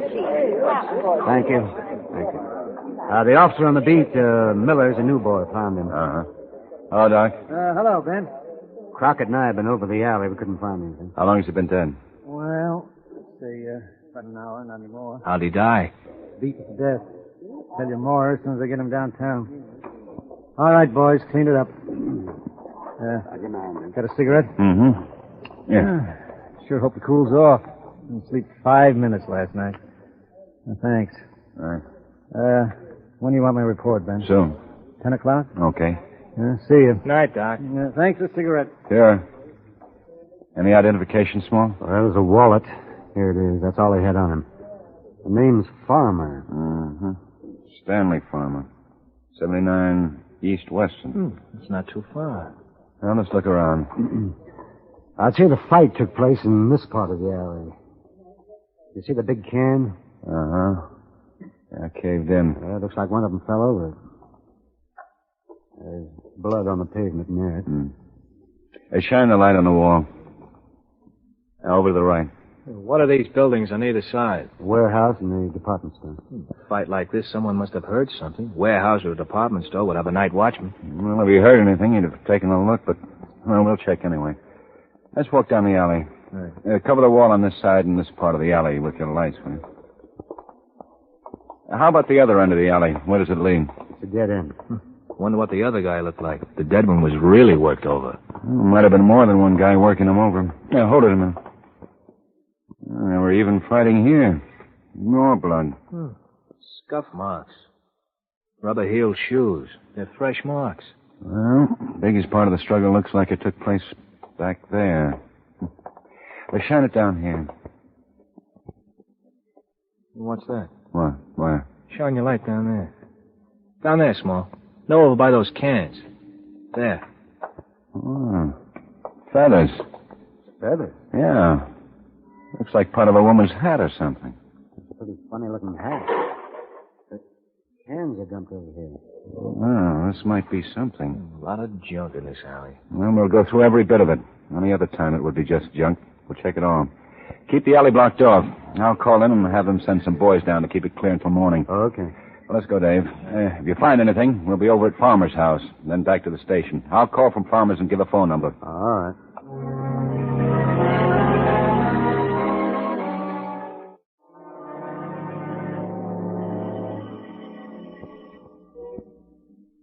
It's pretty late. Maybe he doesn't live with anybody. Boy, it's hot. Ring it again. Now, wait a minute. There's a light.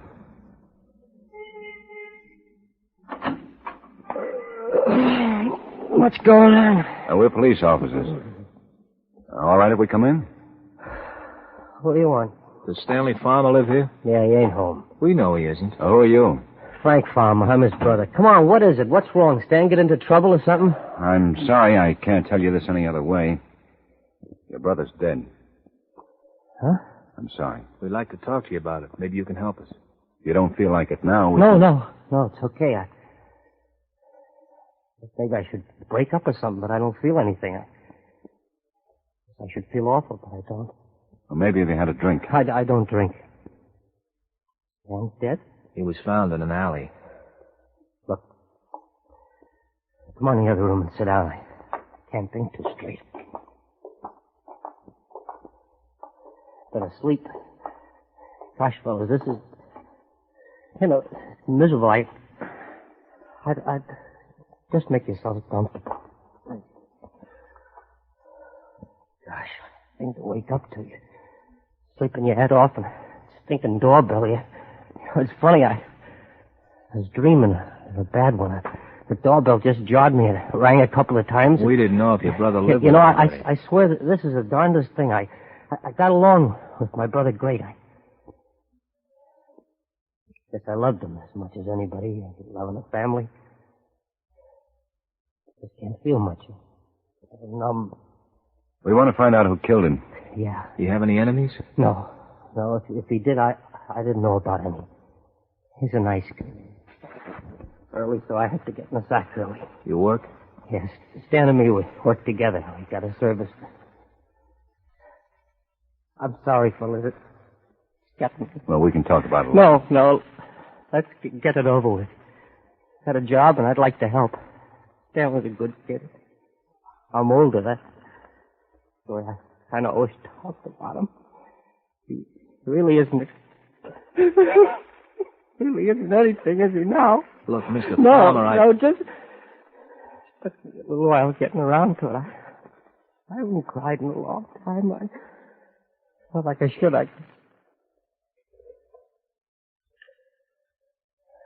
Go ahead.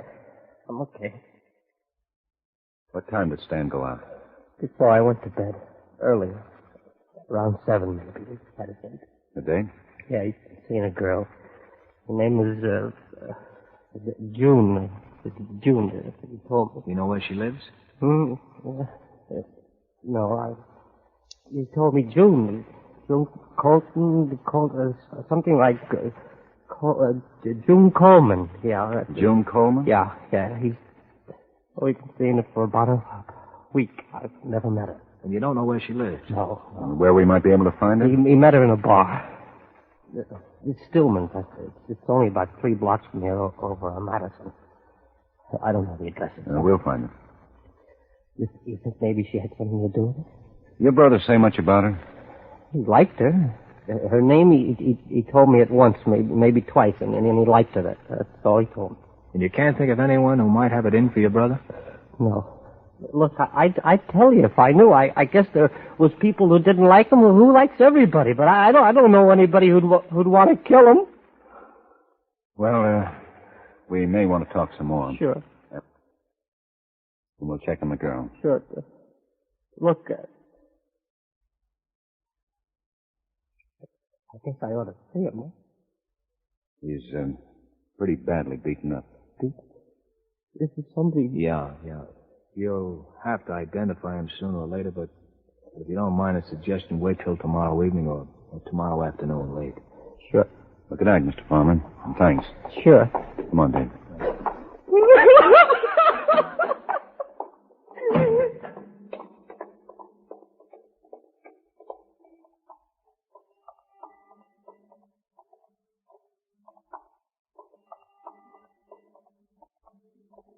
Think it'll ever cool off?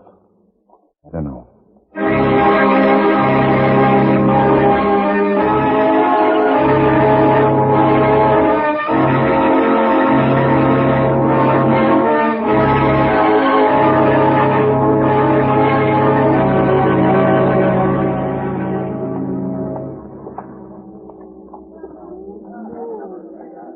What'll you have? We'd like to talk to you. We're police officers. Okay. Watch for me, Sid. Be right back. We can talk in the kitchen. Well, that'll be fine.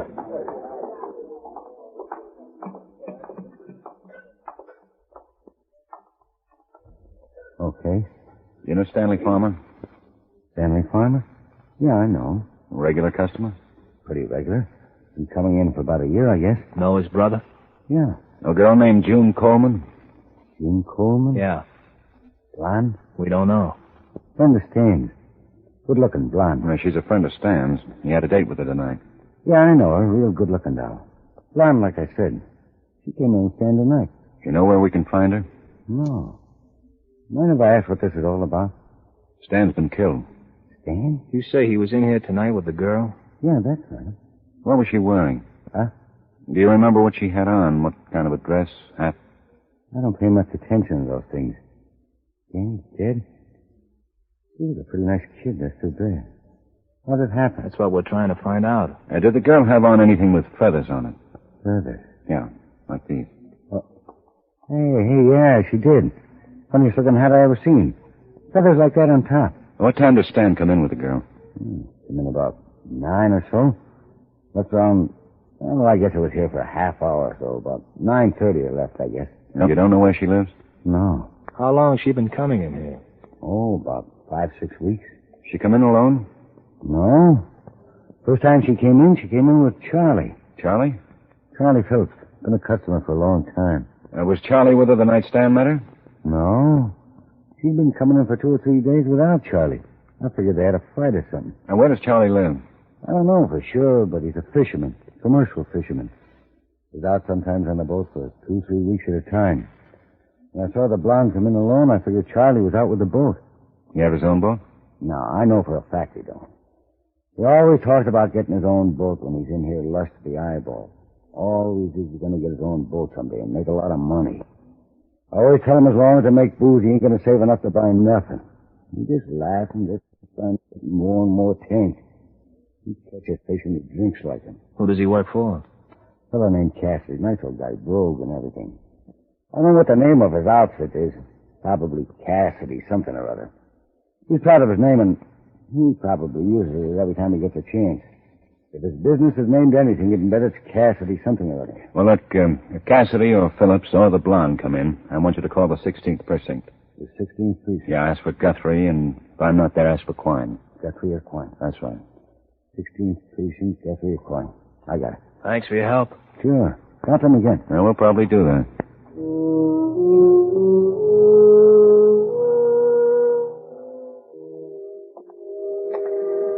bet it gets cool in the morning.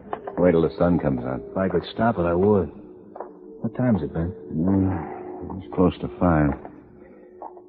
Cassidy. Got a pretty big place. And a pretty big sign. Bartender knew what he was talking about. Hey! Yeah? Know where we can find Cassidy? You found him. What can I do for you? We're police officers, Mr. Cassidy. I'm Lieutenant Guthrie. This is Sergeant Asher. Oh, hi. And we'd like to talk to you. Well, don't have too much time. Just going out. Yes, we're taking the Cassidy Fleet House. You have a man working for you named Phillips? I have, Charlie Phillips. That's right. Yeah, but if he don't show up in the next 5 minutes, he ain't going to be. What do you want it for? We just want to talk to him. Well, he ain't showing up yet. Should have been here about 2 hours ago. You know where he lives? Sure. I got his address in the office. I'll get it for you, but then I got to get in the boat on the way, you know. Yeah. Come on over and I'll unlock. No, hold it. Here he comes. Phillips? Yeah. Well, come on. Look at him. Been in a fight already. Where you been? The 2 hours late. Okay, I'm late. I'll make it up. You bet you will. These guys want to talk to you. Yeah? Police officers. Police? Probably about the fight you got into last night. Who says I got in a fight? Oh, I suppose you got the shiners. I didn't get in no fight. We'd like to talk to you, Charlie. I gotta get on the boat. Have to wait. Well, I can't. You're not down in 10 minutes. We'll sail without you. All right. Come on, then let's get it over with. Yeah. I'll see you later. Thanks, Mr. Cassidy. Oh, don't mention it. Okay. What is it? You know a man named Farmer? No. Stan Farmer? No, I said no. I never heard of him. How about June Coleman? Yeah.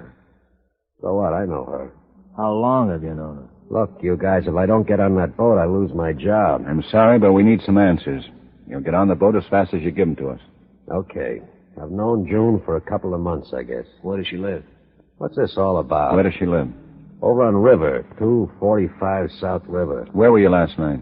Look, I'm going to miss that. Did you see June last night? Yeah. Now, look, you guys, I'm getting a little tired of this. If I lose my job, you guys are going to be sorry. Where were you last night? I was out. Out where? Out with June. June Coleman? Yeah, I was out with her until real late. Then I went home, asked her. I will. What time did you get home? About 3 this morning. What time did you take her out? About 7. And you were with her all evening? Yeah. Hey, there go the boats. Come on, get out of my way. I'm going to lose my job. Come on, move it. Don't get rough, Charlie. Listen, you stupid flatfoot. You just Now relax Well, yourself. you relax. Hold it. Okay. You don't have to pull a gun. I won't give you no trouble. Let's go, Charlie. Okay. Where are we going? I think we'll go over and talk to your girl. My girl? Yes, June. The one you were out with last night. What do you want to talk to her for? Where did you get the black eye?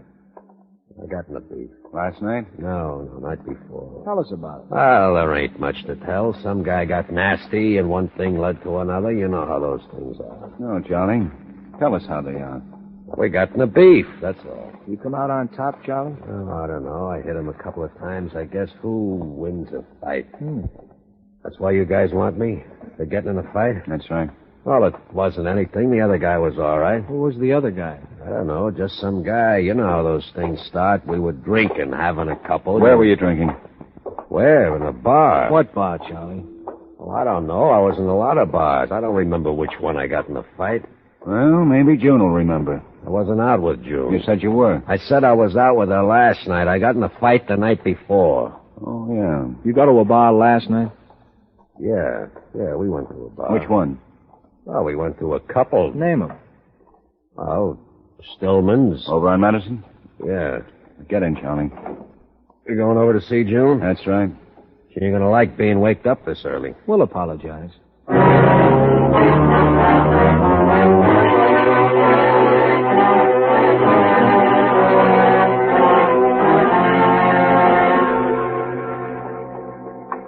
It's down further, 309. Oh, she's gonna raise the roof. Oh, hold it, this is it. Look, Knock on it, Dave. Guys are sure making a lot out of a lousy little fight. The fight we're interested in wasn't a lousy little fight. But I'm telling you Okay, you told us. All right, relax. I'm coming. For Pete's sake, what? Charlie, These are cops. We can handle it, Charlie. cops. Can we come in, please? I just got out of bed. I told him I was out You with don't you. talk, Charlie. What is all this? Can we come in? Or do you want to come down to the station with us? Oh, I just got up. Come on in. Charlie, what's going on? I told you to knock it off, Charlie. If you wasn't a cop. Wait a minute. I want to know what's going on. Gee, you drag a girl out of bed. Charlie tells us you were with him until about 4 this morning. Yeah, that's right, I was. He picked you up about 7? Yeah. Say, you know Stan Farmer? Dan Farmer? Yeah, I know him. Been out with him? Yeah. He was killed last night. He was. Oh, gosh, that's terrible. I didn't know him too good. He killed? And you were in Stillman's bar with him last night. She was with me. Yeah, I was. You were in the bar from about 9 o'clock to 9:30 with Stan Farmer. Charlie? And you were wearing a hat with feathers on it. These feathers. I told you. And we found those feathers in the alley where we found Stan Farmer's dead body. I don't know anything about it. Where did Charlie get the black eye? I got it. You shut up. Look, you... Charlie, for Pete's sake, tell him. Shut up. No. No, tell him. I don't want to get in no trouble. Shut up. Keep your mouth shut. He killed him. He got us out together and he... dirty little... Oh, my gosh. Oh, my gosh. Oh, thanks, Ben. Big boy. All right, Miss Coleman. Tell us about it. Well, he caught us out. I've been seeing Stan. He killed Stan? Yeah. He caught us and dragged Stan in the alley. Stan didn't even see it coming. I ran, and then he came here later and told me he'd killed him, and if I ever went out with another guy, I'd do the same to him. He got me scared out of my wits. If I'd known what he was like, I'd never have started to go with him. Honest, I didn't have nothing to do with it. Ask him. He'll tell you I ran and I didn't have nothing to do with it. Come on. Charlie, wake up and tell him I didn't have nothing to do with it. Charlie? You better get into some clothes and come on down to the station. But I swear I didn't... We just want a statement. A statement? Charlie will be out for a while. Big ape. Stan was a nice boy. He treated me nice. Big ape. You'd better get something on. Okay. You made me ruin the best hat I got. Big ape.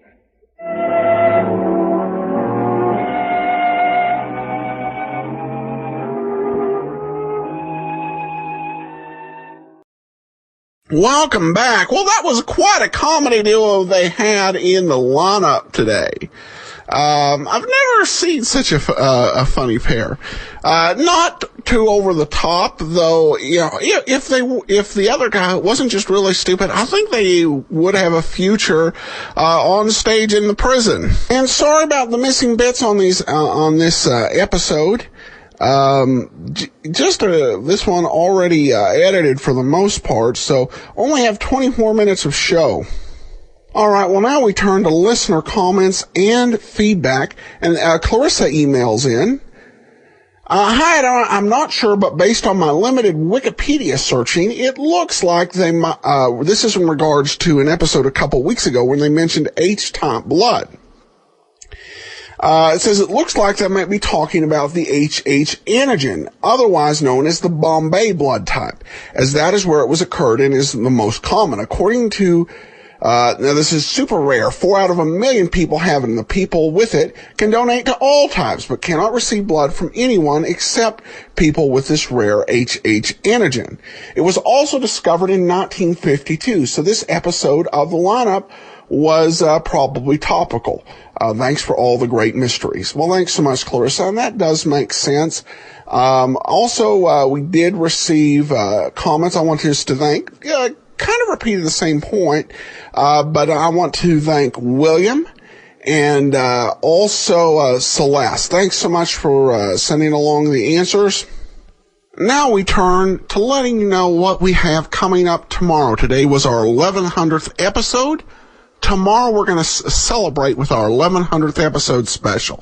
And I think you'll like it if you enjoy police procedurals. It's an episode of a series we haven't played here and normally wouldn't, but this is very relevant with a fine little mystery. It's an episode of Cavalcade of America. And our main star and leading man is none other than Gregory Peck. And I'll tell you more about tomorrow's show tomorrow, so be sure to be listening. Well, that will actually do it for today. Send your comments to box13@greatdetectives.net. Follow us on Twitter at Radio Detectives and become one of our friends on Facebook, facebook.com/Radio Detectives. From Boise, Idaho, this is your host, Adam Graham, signing off.